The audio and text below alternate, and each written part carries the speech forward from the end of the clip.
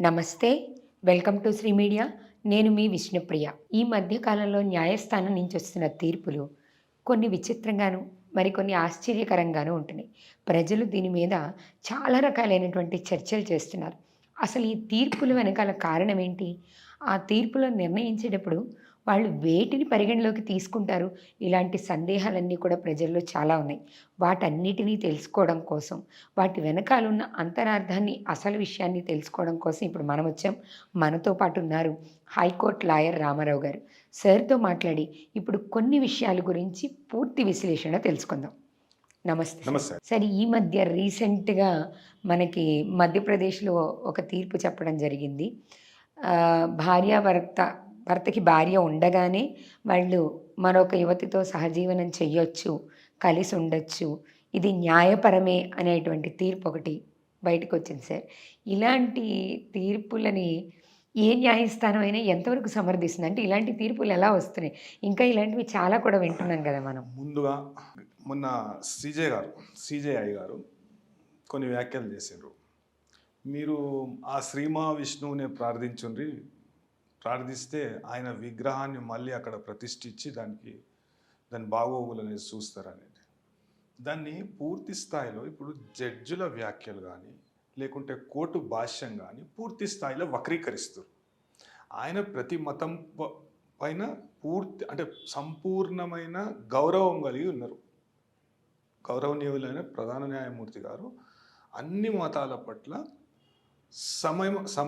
సమానమైన గౌరవం అనేది ఆయనకు ఉన్నది. ఆయన దాని తర్వాత దాన్ని క్లారిఫికేషన్ కూడా ఇచ్చిండ్రు. అదేవిధంగా మధ్యప్రదేశ్ హైకోర్టు ఇచ్చిన తీర్పుని మనం పరిగణలోకి తీసుకుంటే దానిలో ఎక్కడ కూడా తప్పు అనేది లేదు. దాన్ని వక్రీకరించారు.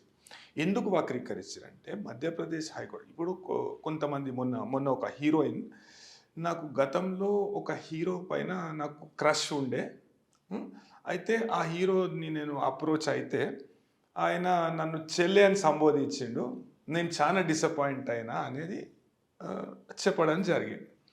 అదేవిధంగా ఆ తీర్పులు ఏం చెప్పారంటే ఇప్పుడు పెళ్ళి కాకముందు లేకుంటే పెళ్ళి అయిన తర్వాత భావ వ్యక్తీకరణ, ఐదర్ ఆఫ్ ది స్పౌసెస్ భావ వ్యక్తీకరణ, నాకు ఆ అమ్మాయితో మ్యారేజ్ జరిగి ఉంటే మంచిగా ఉంటుండే, నేను ఆ అమ్మాయి పట్ల కొద్దిగా ప్రేమ కలిగి ఉండే, అదేవిధంగా నేను ఆకర్షితున్నై ఉండే అని చెప్పినప్పుడు, లేకుంటే ఆ ఆకర్షణను మనసులో పెట్టుకున్నప్పుడు, లేకుంటే ఆ ఆకర్షణను వ్యక్తపరిచినప్పుడు, లేకుంటే ఆ ప్రేమను వ్యక్తపరిచినప్పుడు అది అంటే ఐదర్ ఆఫ్ ది స్పౌస్కి ద్రోహం చేసినట్టు కాదు అనే విషయాన్ని చెప్పడం జరిగింది మధ్యప్రదేశ్ హైకోర్టు. ఓహో!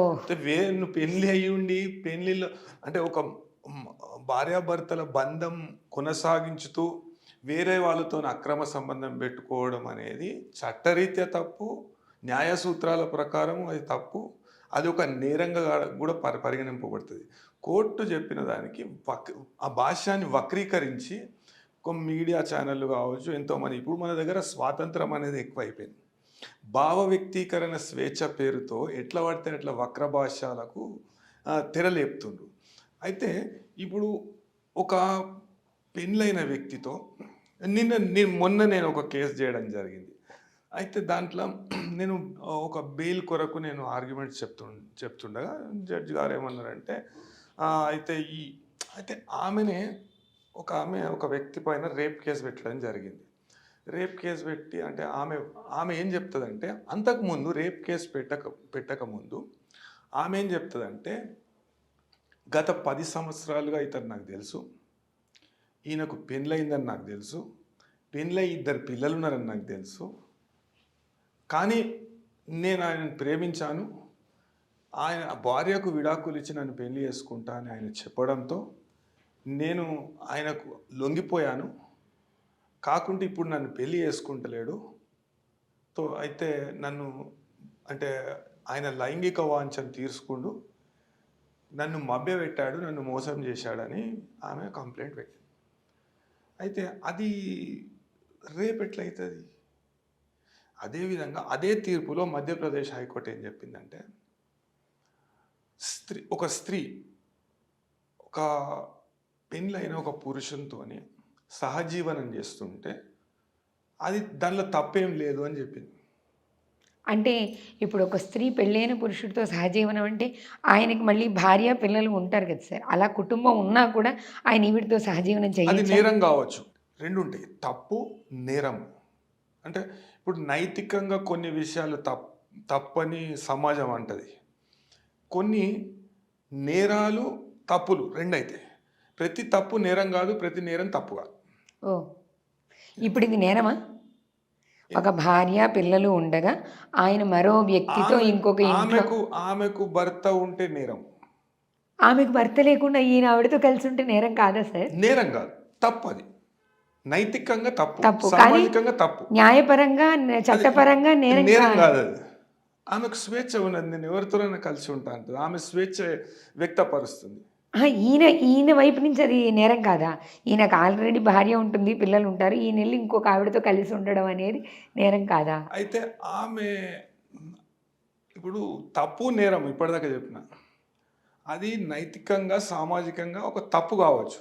అది నేరం కాదు. ఇప్పుడు ఏ విధంగా అయితే ఇప్పుడు నేను ఇప్పటిదాకా చెప్పిన కదా! కలిసి ఇద్దరు కలిసి సహజీవనం చేసిండ్రు. ఇద్దరు వ్యక్తిగత ఆకర్షణకు లోనైండ్రు. ఒకళ్ళ మీద ఒకళ్ళు ప్రేమ వ్యక్తపరుచుకుండ్రు. అదేవిధంగా ఇగ కొన్ని సుఖాలు కూడా పొందిండ్రు. అన్నీ చేసినంక నాకు అతను లైంగిక వాంఛ తీర్చుకోనీకి నాతోని కలిసి ఉన్నాడు. నాకు చెప్పలేదంటే ఆమెనే చెప్తది. ఆమెనే అంతకుముందు ఒక కంప్లెయింట్‌లో ఇతని మీద పెట్టిన కంప్లెయింట్‌లో ఆమె ఏం చెప్తదంటే 10 సంవత్సరాలుగా ఇతను నాకు తెలుసు. మేము చాలా ఇంటిమేట్‌గా ఉన్నాము. శారీరకంగా కూడా కలిసినాం మేము అనే విషయాన్ని ఆమె చెప్తది. చెప్పినప్పుడు ఇద్దరి సమబాధ్యత ఉంటది ఇద్దరికి. అయితే ఆ సమాజం దృష్టిలో ఇది తప్పు. కానీ నేరం కాదు. అదే విషయాన్ని మరొకసారి మధ్యప్రదేశ్ హైకోర్టు చెప్పింది. ఓహ్! ఇదైతే నేరం కాదు. సమాజం దృష్టిలో, నైతిక విలువల దృష్టిలో తప్పు మాత్రమే. తప్పు. అంతే.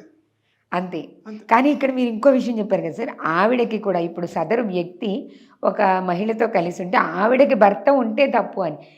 భర్త ఉంటే నేరం అని. ఎందుకట్లా? అంటే స్త్రీ విషయానికి వచ్చేసరికి న్యాయం ఎందుకు మారింది?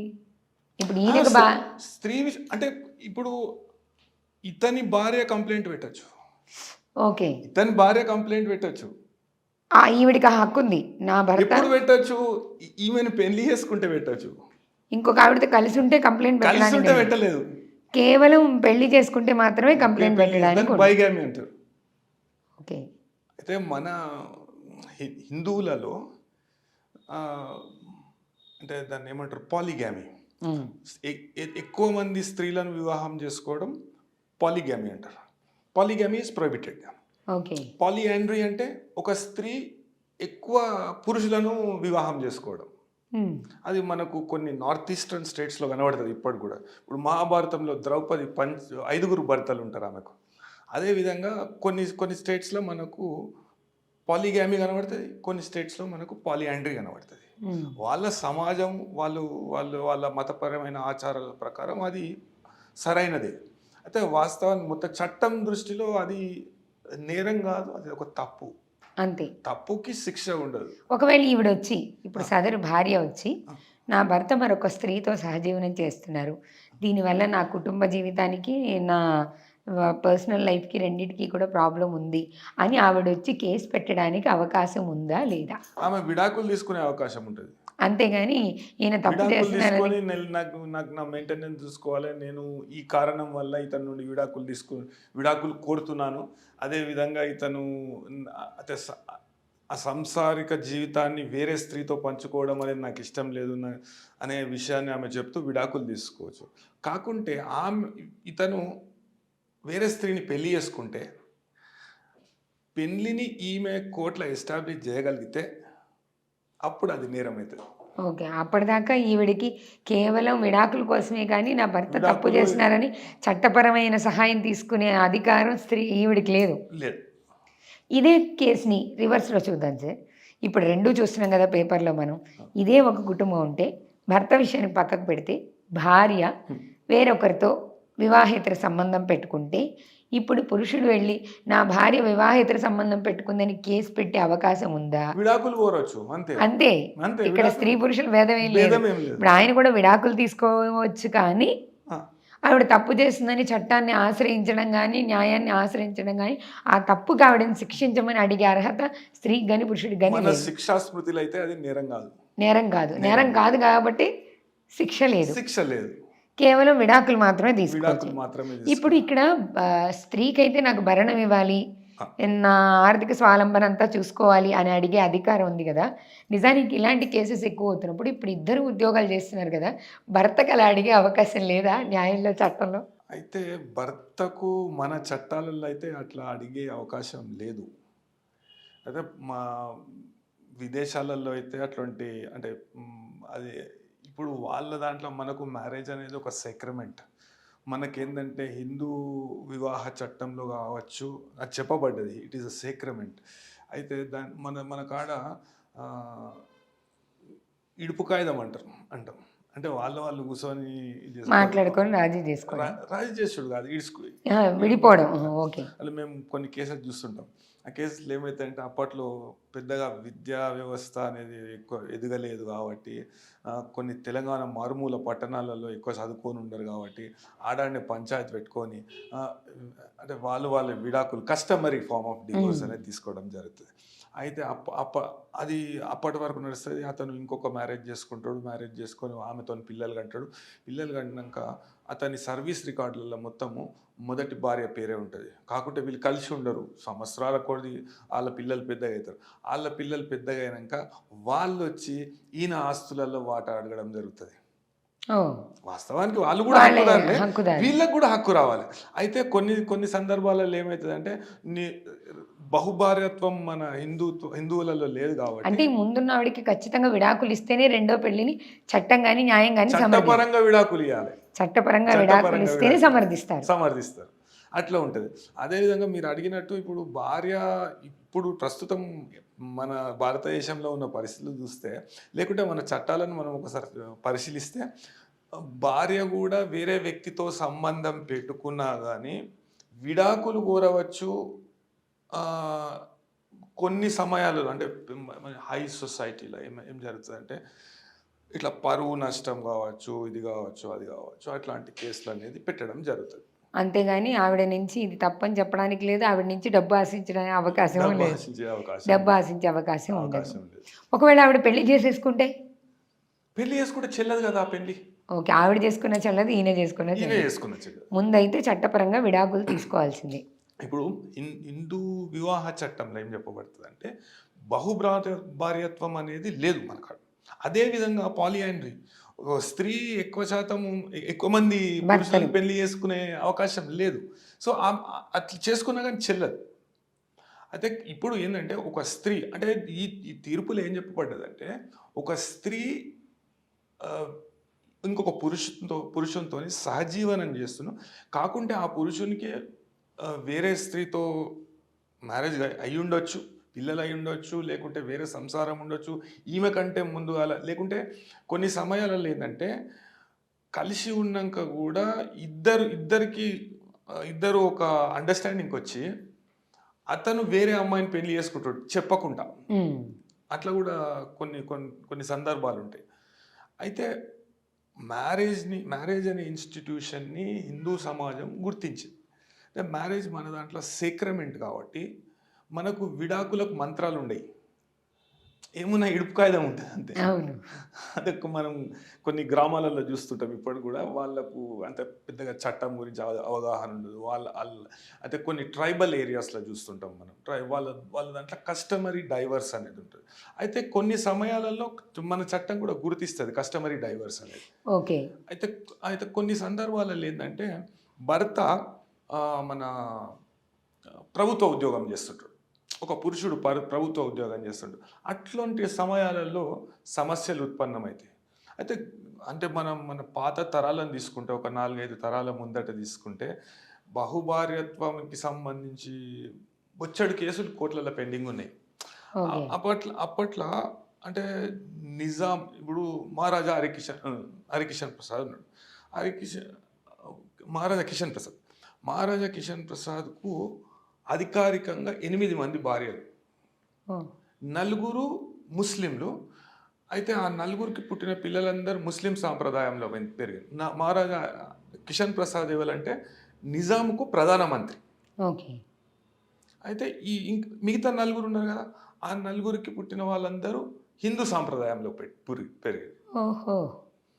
అయితే అట్లా మనకు పాత తరాలు తీసుకుంటే బహుభార్యత్వం అనేది చాలా కామన్గా కనిపించే విషయం. ఎన్నో కేసెస్ కూడా పెండింగ్ ఉన్నాయి. అంటే రెండవ భార్య వచ్చి క్లెయిమ్ చేయడము, అదేవిధంగా మొదటి భార్య తర్వాత మొదటి భార్య పిల్లలు వచ్చి క్లెయిమ్ చేయడము, అదేవిధంగా ముగ్గురు భార్యలు, ఇక్కడ నలుగురు భార్యలు. చిన్న డౌట్ సార్. ఇప్పుడు క్లెయిమ్ చేసినప్పుడు మొదటి భార్య పిల్లలకి ఎంత హక్కుందో, రెండో భార్య పిల్లలకి అంతే హక్కుంటుందా? కాకుంటే కొన్ని బహుభార్యత్వం అనేది ఒప్పుకోవట్లేదు. ఆ! చట్టం అమల్లోకి వచ్చినాక, అంటే గతంలో చట్టం అంటే పూర్వం ఇప్పుడు మనకు స్వాతంత్రం రాకముందు ఒకవేళ జరిగినుంటే దానికి మన చట్టాలు వర్తించవు. ఓకే. స్వతంత్రం వచ్చినాక మనం ఒక చట్టాన్ని తెచ్చుకున్నాం. హిందూ మ్యారేజ్ యాక్ట్ ఉంటుంది, హిందూ సక్సెషన్ యాక్ట్ ఉంటుంది, అదేవిధంగా హిందువులకు సంబంధించిన మతపరమైన ఆచారాలు కొన్ని ఉంటాయి. అవన్నిటిని పరిగణలోకి తీసుకొని ఒక తీర్పు అనేది దానిలో ఇవ్వడం జరుగుతుంది. ఇప్పుడున్న హిందూ మ్యారేజ్ యాక్ట్ ప్రకారం మొదటి భార్య పిల్లలకి ఇలానే రెండో భార్య పిల్లలకి కూడా సమానమైన హక్కు ఉంటుందా ఆస్తిలో? మీరు మ్యారేజ్ ప్రూవ్ చేయలేరు కదా, రెండవ మ్యారేజ్ ఎట్లా ప్రూవ్ చేస్తారు? ఓకే. ఇక్కడ డైవర్స్ కాలేదు కాబట్టి సెకండ్ మ్యారేజ్ లీగల్ కాదు కాబట్టి వాళ్ళకి రైట్స్ లేవు. రైట్స్ ఉండయి. ఓకే. వాళ్ళు చాలా కష్టపడాల్సి వస్తుంది, కొట్లాడాల్సి వస్తుంది. వాళ్ళు ఓకే. ఫైట్ చేయాల్సి వస్తుంది. ఫైట్ చేయాలి, వాళ్ళు కేసు వేసినా అది నిలబడదు. నిలబడదు. ఓకే. అంటే రెండవ భార్య అనేది అంటే కొన్ని సమయాలలో ఏమవుతుందంటే హిందువులలోనే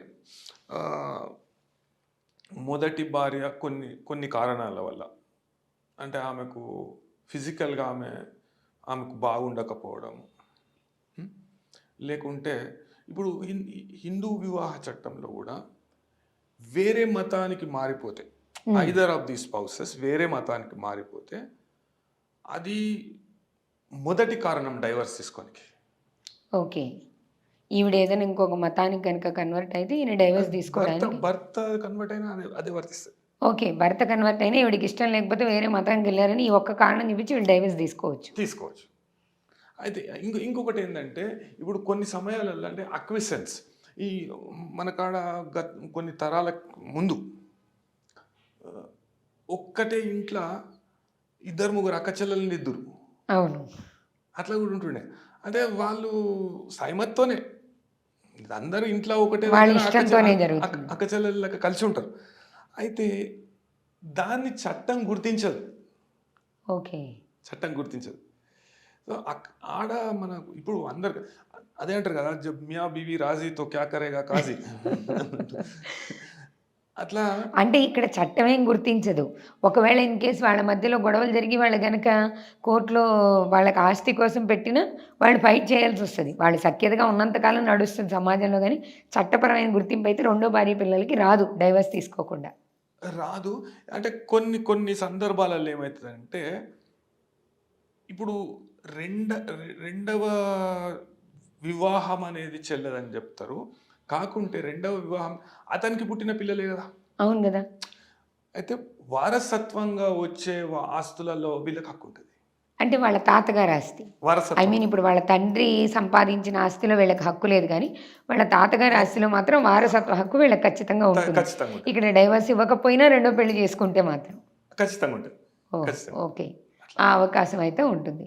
కానీ తండ్రి ఆస్తిలో మాత్రం హక్కు రాదు వీళ్ళకి. సొంతగా సంపాదించుంటే అదే ఆయన సొంత సంపాదనలో మాత్రం హక్కు ఉండదు. విరాసత్ కాకుండా ఆయన స్వంతగా సంపాదించుంటే దానిలో హక్కు రాదు. ఆయన ఎవరికన్నా ఇచ్చుకోవచ్చు. అయితే సార్ ఇప్పుడు చాలామందిని మనం సెలబ్రిటీలు అనలేం, బాగా తెలిసిన వ్యక్తులు, సమాజంలో ఉన్న ప్రముఖ వ్యక్తులు కూడా మొదటి భార్య, పిల్లలు, కుటుంబం ఉండగానే ఇంకొక స్త్రీతో వాళ్ళు సహజీవనం చేస్తూ సమాజానికి కనిపిస్తూనే ఉన్నారు. ఇది కేవలం సమాజపరంగా తప్పితే మనం ఇప్పుడు ఫైనల్గా తెలుసుకున్న వాటిలో చట్టపరంగా ఏ విధమైన చర్యలు తీసుకునే నేరం కాదు కాబట్టి చట్టపరమైన చర్యలు తీసుకునే అవకాశం లేదు. మరి ఈవిడ వాయిస్ వినిపించుకోవడానికి ఈవిడికి అవకాశం లేదా? ఇక నా భర్త అక్కడ ఉన్నాడు, లేకపోతే నా భర్త ఆవిడతో ఉన్నాడు, ఆవిడ తీసుకొని వెళ్ళిపోతుంది, ఇలా చెప్పగలిగే అధికారం ఇక్కడ ఉన్న మొదటి భార్య అనే స్త్రీకి ఇవ్వలేదా చట్టం? అది శిక్షార్హమైన నేరం కాదు. శిక్షార్హమైన నేరం కాదు. అయితే ఆమె అట్లా చేసినందుకు ఆమెకు నాకు ఇట్లా నష్టపరిహారం కోరచ్చు, అదేవిధంగా ఆమె మెయింటెనెన్స్ అడగచ్చు, నేను ఇతనితో కలిసి ఉండను అని విడాకులు కోరవచ్చు, లేకుంటే ఇతను నన్ను గృహహింసకు గురి చేస్తుంది. అది అది ఒక ఒక ఒక ఒక టైప్ ఆఫ్ హింసనే అది కూడా, ఓకే.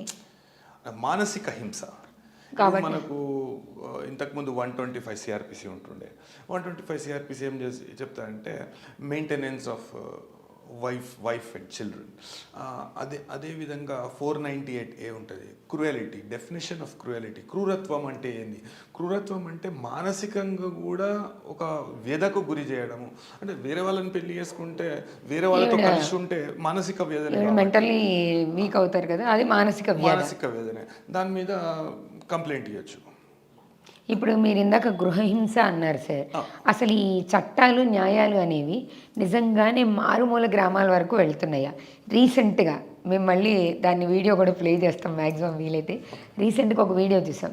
ఒక స్త్రీని 2 చేతులు గట్టిగా తాళ్లతో కట్టేసి, వైర్లతో ఆవిడకి శుభ్రంగా చేతులు కట్టి, కొరడాతో విపరీతంగా రాత్రంతా విపరీతంగా కొడుతున్న వీడియో. అదేమీ ఫ్రాడ్ వీడియో ఏం కాదు, ఆల్మోస్ట్ వైరల్ అయింది ఆ వీడియో.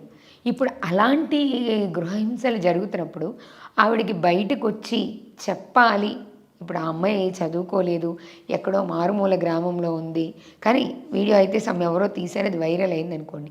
వాళ్ళకి తెలీదు చట్టం గురించి, న్యాయం గురించి, బయటకు వచ్చి చెప్పాలని, కంప్లైంట్ చేయాలని అని లేనప్పుడు, అంత పరిజ్ఞానం లేనప్పుడు ఇంకొక వ్యక్తి కంప్లైంట్ చేస్తే దాన్ని పరిగణలోకి తీసుకొని ఆవిడని రక్షించే బాధ్యత చట్టం, న్యాయం తీసుకుంటుందా? మంచి ప్రశ్న. అయితే నేరాలలో cognizable offence, non cognizable offence అనేటివి ఉంటాయి. చిన్న నేరాలు అనేటివి బాధింపబడ్డ వ్యక్తి మాత్రమే కంప్లైంట్ చేయాలి. ఇప్పుడు పెద్ద నేరాలు ఉన్నాయి. ఇప్పుడు మీరు చెప్పినట్టు ఆమెను హింసకు గురి చేసిండ్రు, కుల వివక్ష. ఇప్పుడు మనం సిబిఐకి ఇచ్చిండ్రు కొన్ని కేసెస్. అదేవిధంగా ఇంతకుముందు అది మన మారుతిరావు అనే వ్యక్తి హత్య చేయించడం జరిగింది. దాని తర్వాత అతను కూడా సూసైడ్ చేసుకున్నాడు. వాళ్ళ మిగతా దోషులకు శిక్ష పడ్డది. అవన్నీ జరగడం మనం కొన్ని గ్రామాలలో ఇప్పటికీ ఆ కుల వ్యవస్థ అనేది పాతకపోయింది. హిందూ సమాజంలో కుల వ్యవస్థ అనేది పాతకపోయింది.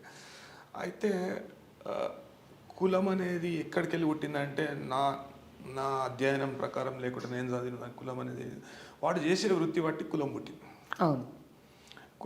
కొన్ని సంవత్సరాల తర్వాత, కొన్ని ఏళ్ళ తర్వాత, కొన్ని దశాబ్దాలు, కొన్ని శతాబ్దాలు గడిచినాక దాని మధ్యలో గ్యాప్, ఒక కులంకి ఇంకొక కులానికి మధ్యలో గ్యాప్ అనేది ఏర్పడ్డది. కట్టుబాట్లు అనేటివి ఏర్పడ్డాయి. ఒక మైక్రో వ్యవస్థ అనేది ఒక్కొక్క కులం ఏర్పాటు చేసుకున్నది. అయితే ఈ కుల వ్యవస్థ ప్రధాన కారణంగా మనం చూడవచ్చు. ఇట్లాంటి పరువు హత్యలు కావచ్చు, లేకుంటే స్త్రీలను, సొంత బిడ్డలని దారుణంగా హింసించి అంటే ప్రేమించి పెళ్లి చేసుకున్నందుకు కొన్ని సమయాలలో ప్రేమించిన వాడిని చంపడము, లేకుంటే ఇష్టం లేకుండా ఈమెకు వేరే పెళ్లి చేయడము, బిడ్డలకు వేరే పెళ్లి చేయడము, చెల్లెలను అంటే ఇంట్లో ఆడివాళ్ళని అట్లా కులం కారణంగా హింసకు గురి చేయడం అనేటివి మనం చూస్తుంటాం. అయితే ఇటువంటి నేరాలలో ఎవరైనా రోడ్ పాయింట్ పోయేటోడు కూడా కంప్లైంట్ చేస్తే దానిపైన చర్యలు తీసుకుంటాం. పెద్ద నేరాల కింద పరిగణిస్తారు. పెద్ద నేరాలు ఏవి?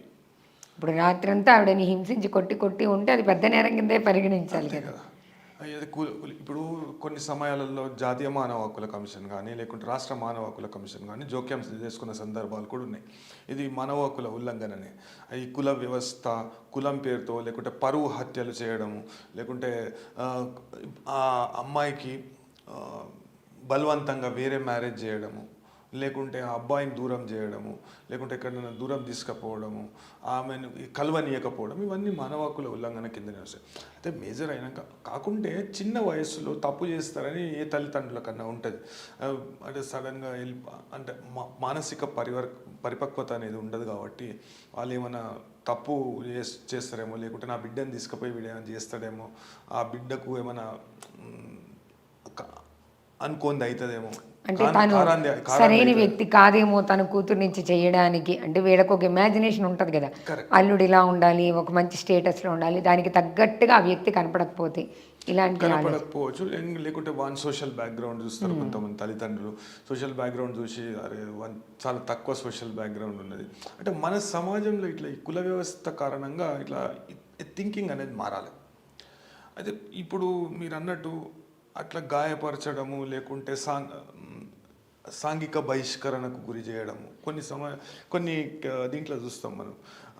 మొన్న ఒక కేసు వచ్చింది నిజామాబాద్లను కామారెడ్డిలను ఇట్లనే ఒక వర్గం వారిని సంఘ బహిష్కరణ చేశారు. అవును, ఇప్పటికీ ఉన్నాయి కదా సార్. అసలు దాని చట్టం న్యాయం సమర్థిస్తుందా? ఇట్లా సంఘ బహిష్కరణ, ఊరి నుంచి వెళ్ళేస్తాము ఇలాంటివన్నీ. అయితే కొన్ని దుకాణాలలో కొనొద్దు అనేటిది కొన్ని కట్టుబాట్లు మొత్తం వాళ్ళ ఒక కులానికి సంబంధించిన పెద్ద మనుషులందరూ కూర్చొని మనమే ఎక్కువ శాతం ఈ ఊళ్ళో మనమే ఎక్కువ ఉన్నాం కాబట్టి పలానా కులం వాళ్ళ దుకాణాలలో కొనకురి, వాళ్ళతో మాట్లాడకుర్రి, సోషల్ బాయ్కాట్ చేయరి వాళ్ళను అని చెప్పడం జరిగింది. అయితే దానిలో ఎస్పీ గారు జోక్యం చేసుకొని, అదేవిధంగా పోలీస్ అధికారులు జోక్యం చేసుకొని ఇవి శిక్షార్హమైన నేరాలు, మీరు ఇట్లా చేస్తే మేము కేసు కట్టి మిమ్మల్ని ఇది చేయాల్సి వస్తుంది, జైలుకు పంపించాల్సి వస్తుంది అనే విషయాన్ని చెప్పడంతో అది తగ్గింది. అంటే వాళ్ళకు ఇంట్లల్లో ఉంటుంది. ఓకే, ఇక అది ఇంటర్నల్గా ఉన్నా అట్లీస్ట్ బయటికి ఎక్స్ప్రెస్ చేసే ఛాన్స్ లేదు కాబట్టి కొంతవరకు కంట్రోల్లో ఉండగలుగుతారు. కరెక్ట్. అదే విధంగా మనము ఇంట్లో ఆడబిడ్డలు కూడా అరే వాంతన పోతుంది వీంతన పోతుంది అని సమాజంలో కొంతమంది చెప్పడం వలన ఇది ఇప్పుడు విద్యా వ్యవస్థ అనేది కొద్దిగా మనం దానిలో ఇంప్రూవ్మెంటు లేకుంటే మార్పులు అనేది తీసుకొస్తే, ఇప్పుడు మనకు సిటీలో ఉంటాం కాబట్టి మనకు కనబడదు, ఊళ్ళల్లో ఇట్లాంటివి చాలా ఉంటాయి, దురాచారాలు చాలా ఉంటాయి. అయితే ఈ దురాచారాలను సమూలంగా రూపుమాపడంలో ప్రభుత్వాలు ఇప్పటికీ సఫలం కాలేకపోతున్నాయని నా అభిప్రాయం. అంటే వీటి మీద దృష్టి సారించాలి.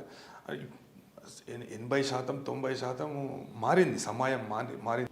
పాటు భారతదేశంలో నివసిస్తున్న వివిధ మతాల వాళ్ళు కూడా వాళ్ళ మతాలలో ఉన్న దురాచారాలను వాళ్ళు ఎంతో కొంత మేరకు వాళ్ళు రూపుమాపినారు. అంటే మనకు స్వాతంత్రం వచ్చినాక కావచ్చు, దాని తర్వాత ప్రభుత్వం చొరవ వలన కావచ్చు, కాకుంటే పూర్తిగా రూపుమార్చలేదు. ఇంకా కొన్ని ఏరియాల్లో ఇవన్నీ కూడా కుల వ్యవస్థ అనేది మనకి ఇప్పుడు కనిపిస్తుంది. ఇక్కడ భరణం విషయానికి వస్తే సార్, ఇందాక మీరు చెప్పారు ఒక వివాహం చేసుకున్న తర్వాత ఆవిడ ఏ కారణం చేత విడిపోయినా, అతనికి వివాహేతర సంబంధం ఉండి విడిపోయినా స్త్రీ భరణం అడుగుతుంది. ఆ భరణం మీద కూడా మేము చాలా న్యూస్లు చూసాం. కొన్ని కోట్లలో ఆవిడ ఇంత లిస్ట్ రాసి ఇవన్నీ నాకు భరణంగా కావాలి అని అడిగిందని, అంత ఇవ్వగలిగే స్థితిలో అబ్బాయి లేడని చెప్పడం, ఇలా రకరకాల కేసులు. మీరన్నట్టు జడ్జిగా చెప్పిన భాష్యాన్ని వక్రీకరించి ఉండొచ్చు మీడియా. అసలు భరణం అనేది ఏ క్రైటీరియా మీద ఎంతవరకు అడగడానికి స్త్రీకి అధికారం, హక్కు ఉంటుంది? ప్రాథమికంగా ఆమె సామాజిక స్థితి, ఆమె సామాజిక ఔన్నత్యం, ఆమె ఎట్లా బతుకుతుంది అనేది ప్రాథమికంగా పరిగణలోకి తీసుకునే అంశం. రెండవది ఏంటంటే ఆమె సంపాదించలేదా. ఆవిడ జాబ్ హోల్డర్ అయి ఉంటే, జాబ్ హోల్డర్ అయినా పర్వాలేదు. జాబ్ హోల్డర్ అయితే భరణానికి అనర్హం అనేది ఏ చట్టంలో లేదు. అయితే ఆమె కాళ్ళపైన నిలబడే, ఇప్పుడు పిల్లలు ఉంటారు, పిల్లలను అంటే మొత్తం ఆమె బాధ్యతనే కాదు కదా. ఒక దిక్కు అంటే ఆమె ఎంత కష్టపడుతుంది. ఇప్పుడు భర్త ఆమెను విడిచిపెట్టిపోతే ఆమె పిల్లలను చూసుకోవాలి, వాళ్ళ స్కూలు చూసుకోవాలి, అదేవిధంగా ఆమె సామాజిక స్థితికి తన మెయింటెనెన్స్, పిల్లల మెయింటెనెన్స్, ఫ్యామిలీ, ఆ ముగ్గురు మెయింటెనెన్స్ చూసుకోవాలి కదా. తను చూసుకోవాలి. భర్త వెళ్ళిపోతే నేను ఎట్లా పడితే అట్లా తిరుగుతా అంటే, ఏడికి పడితే ఆడిపోతా, నేను సంసారం అంటే సంసారం చేయకపోతే నువ్వు ఇప్పుడు మన కాడ ఆ డివోర్స్. ఇప్పుడు యుఎస్లో ఒక సిస్టమ్ ఉన్నది, ఇద్దరు కలిసి విడిపోయినా కానీ ఇంత లాంగ్ పెండెన్సీ ఉండదు ఆడ. ఓకే, ఇవాళ దినము వాళ్ళు అనుకున్నారంటే మేము విడిపోదాము అని అనుకున్నారంటే వాళ్ళు ఏం చేస్తారు, మ్యూచువల్ కన్సెంట్ ఫైల్ చేస్తారు. లేకుంటే ఒక వ్యక్తి either of the spouse file చేసిన 30 days లోపల రాకపోతే ఆటోమేటిక్ డైవర్స్ గ్రాంట్ అవుతుంది. ఓహ్! అక్కడ. అక్కడ కాకుంటే ఆడనే తష్వ చేస్తారు, అంటే పరిష్కారం ఆడనే చేసేస్తారు. పరిష్కారం చేసి ఫ్యామిలీ కౌన్సిలర్ బాధ్యత ఏంది, మొత్తం ఈ నేను ఈ ఇంట్లో ఇంత ఆ సిస్టమ్ మన ఇండియాలో తీసుకురావాలి. ఓకే. ఏంటంటే ఇప్పుడు భార్య భర్తలు ఇద్దరు జాబ్స్ చేస్తుంటారు. వాళ్ళు ఒక ఇల్లు కొనుక్కున్నారు అనుకోండి, ఒక ఇద్దరు పిల్లలు పుట్టిండ్రు, ఇల్లు కొనుక్కోరు. ఇల్లు కొనుక్కున్నప్పుడు ఏమవుతుందంటే ఆమె కొన్ని ఈఎంఐస్ కడుతుంది, లేకుంటే డౌన్ పేమెంట్ కడుతుంది, లేకుంటే ఇంట్లో ఎన్నో సామాన్లు ఉంటుంది, బాసన్లు ఉంటుంది, లేకుంటే ఇంటీరియర్ చేపిస్తుంది, లేకుంటే ఇద్దరు షేర్ చేసుకుంటారు. అవును. షేర్ చేసుకున్నప్పుడు భర్త పేరు మీద ఉండొచ్చు ఇల్లు. ఓకే. నువ్వు అది ఎట్లా పరిష్కారం చేస్తావు? ఆమెకు మెయింటెనెన్స్ ఇస్తే సరిపోతుందా? మరి ఈ ఇంటి కోసం తను కూడా ఖర్చు పెట్టింది కదా ఇప్పటిదాకా. మరి ఆ ఖర్చు పెట్టిన అమౌంట్ పరిస్థితి ఏంటి? అట్లాంటి సిస్టమ్ మన ఇండియాలో తీసుకురా. అంటే అక్కడ ఏం చేస్తారు సార్? ఇప్పుడు ఖర్చు పెట్టింది కాబట్టి ఆ ఇంటిలో కూడా ఇద్దరికి వాటా ఉందని చెప్తారా? ఇద్దరికి వాటా ఉందని చెప్తారు అక్కడైతే. యూఎస్ లాంటి కంట్రోల్ పెట్టిన ప్రపోర్షన్ ప్రకారం ఇవి కూడా ఈ వాటాలు కూడా మొత్తం ఇన్ని రోజులలో అయిపోవాలనేది కూడా ఆదేశాలు ఇస్తుంది కోర్టు. ఓకే. ఇప్పుడు ఇది కూడా వాళ్ళిద్దరు షేర్ చేసుకోవాలి, ఇంటి ప్రాపర్టీని కూడా ఇన్ని రోజుల్లో షేర్ చేసుకోవాలి. పిల్లల దేశం విడిచిపెట్టిపోవద్దు, పోవద్దు. పిల్లల రెస్పాన్సిబిలిటీ కూడా ఇద్దరు తీసుకోవాలి. పిల్లల రెస్పాన్సిబిలిటీ కూడా షేర్ చేసుకోవాలి. మళ్ళీ కావాలంటే ఆవిడకి మెయింటెనెన్స్ ఇవ్వాలి. అది వన్ బాధ్యత, తండ్రి బాధ్యత. That is a basic need. అయితే కానీ ఇక్కడ లేదు అట్లా. ఈడ అది లేదు. ఇప్పుడు ఒక స్త్రీ చాలా పెద్ద పోరాటం చేయాల్సి వస్తుంది. ఇప్పుడు మనం కోట్లలో పోతాం, ఎక్కువ శాతం చదువు రాని వాళ్ళే ఉంటారు. మేము చూస్తుంటాం కదా, ఈ 125 CRPC లైక్ మెయింటెనెన్స్కి వచ్చేవాళ్ళు పాపము, వాళ్ళు ఎంతో బాధలు పడి వాళ్ళు ఆ కోట్లలో కూర్చొని మాకు కొన్నిసార్లు. సార్ ఇక్కడ ఒక పర్సనల్ క్వశ్చన్, జనరల్గా ఆ టాపిక్ నడుస్తుంది కాబట్టి మన దగ్గర దీని మీద సమాజం ఎన్నో రకాలైనటువంటి హాస్యాస్పదమైన వ్యాఖ్యలు కూడా చేశారు. ఒక కేసు కోర్టుకు వెళ్తే కొన్ని సంవత్సరాల పాడుతుంది. అది ఏ కేసు అయినా తీర్పు రావడానికి, డైవర్స్ కేసు కావచ్చు, లేకపోతే ఆస్తి తగాదాలు, అన్నదమ్ములు ఆస్తి తగాదాలు కావచ్చు, ఏ కేసు అయినా కానివ్వండి, అది కోర్టుకు వెళ్తే అది తెగడానికి కొన్ని సంవత్సరాలు పడుతుంది. ఈ తీర్పు వచ్చేసరికి మేము ముసలివాళ్ళం అయిపోతాం అన్నంత హాస్యాస్పద వ్యాఖ్యలు చేసిన సందర్భాలు. అసలు ఎందుకు అలా జరుగుతుంది? ఎందుకు అంత లెంగ్తీ ప్రాసెస్? మన దగ్గర న్యాయ వ్యవస్థలో జడ్జెస్ రిక్వైర్మెంట్ చాలా ఎక్కువ ఉంది. అంటే మన పాపులేషన్ ఎంత అవుతుందో దానికి తగ్గట్టు న్యాయాధికారులు లేరు. ఓ, నిజంగా ఇది షాకింగ్ న్యూస్ సార్. మనకి సరిపడినంత మంది న్యాయాధికారులు లేరు. తెలంగాణ పోలీస్ కూడా అంతే. తెలంగాణలో 42 శాంక్షన్ స్ట్రెంగ్త్. ఓకే. 30 మందే ఉన్నారు జడ్జ్ వాళ్ళు.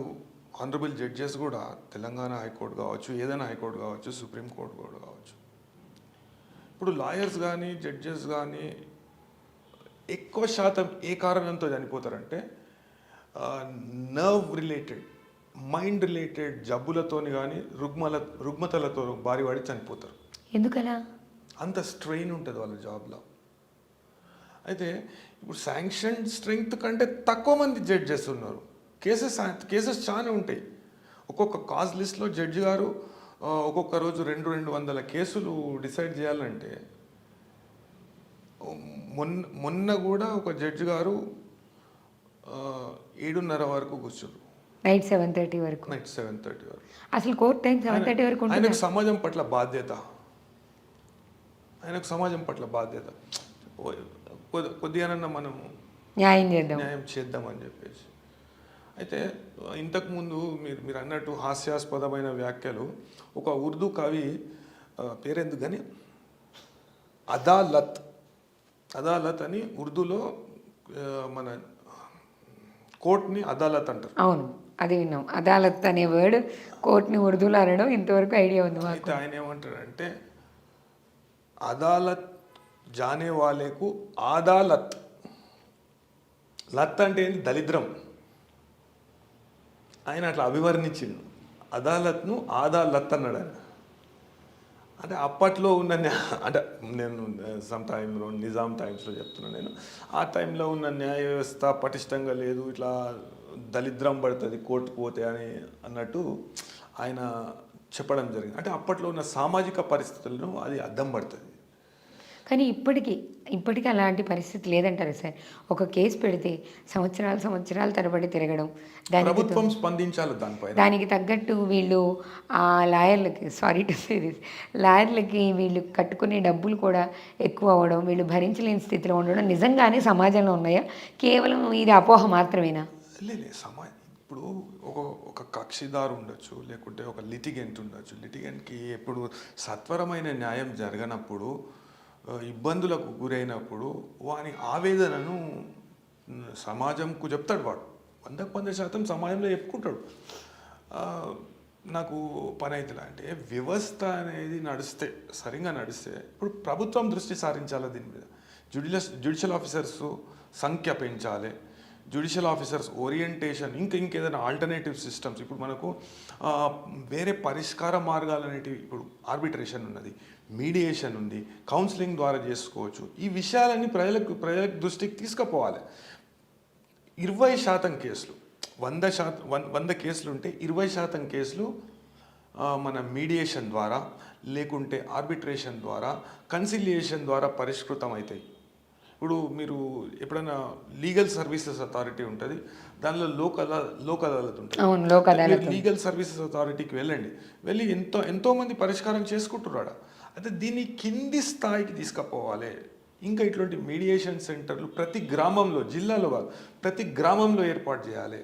గ్రామంలో ఏర్పాటు చేసాం. అప్పట్లో మనకు పురాణ జమాన్లో ఒక 100-200 సంవత్సరాల క్రింద ఉన్న సూక్ష్మ న్యాయ వ్యవస్థ ఏదైతే మైక్రో లెవెల్లో ఏదైతే ఇప్పుడు కుల పెద్దలు కూర్చొని పంచాయతీ చెప్పడము, లేకుంటే ఊర్లో ఒక ఆయన పెద్ద మనిషి కూర్చొని పంచాయతీ చెప్పడము, లేకుంటే దొర పంచాయతీ చెప్పడము, అట్లాంటి వ్యవస్థ అనేది ఉండే.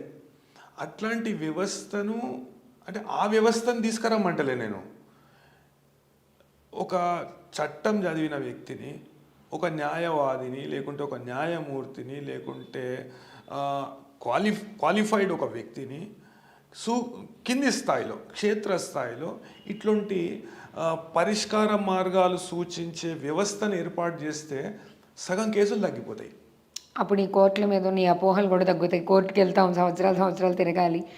అపోహ కాదు, నిజమే అది నిజం. ఎందుకంటే ఇప్పుడు వ్యవస్థకు కావాల్సిన న్యాయాధికారులు లేరు, వ్యవస్థ లేదు. ఇవాళ దినము హైకోర్టును రాజేంద్ర నగర్ తీసుకుపోతా అంటుంది. అవును, అది తుగ్లకు క్యాపిటల్ చేంజ్ చేసినట్టే నా దృష్టిలో. అయితే ఢిల్లీ నుండి తీసుకొచ్చి ఔరంగాబాద్లో పెడతాడట, ఔరంగాబాద్లో నుండి తీసుకుపోయి మళ్ళీ ఢిల్లీలో పెడతాడట. అట్లా పిచ్చి పనులు. ఇప్పుడు చార్టర్డ్ హైకోర్ట్స్ అని ఉంటాయి. చార్టర్డ్ హైకోర్ట్స్ ఏంటంటే ప్రెసిడెన్సీ టౌన్స్, అప్పట్లో బ్రిటిష్ కాలంలో ప్రెసిడెన్సీ టౌన్స్లలో చార్టర్డ్ హైకోర్ట్స్ పెడుతుండే.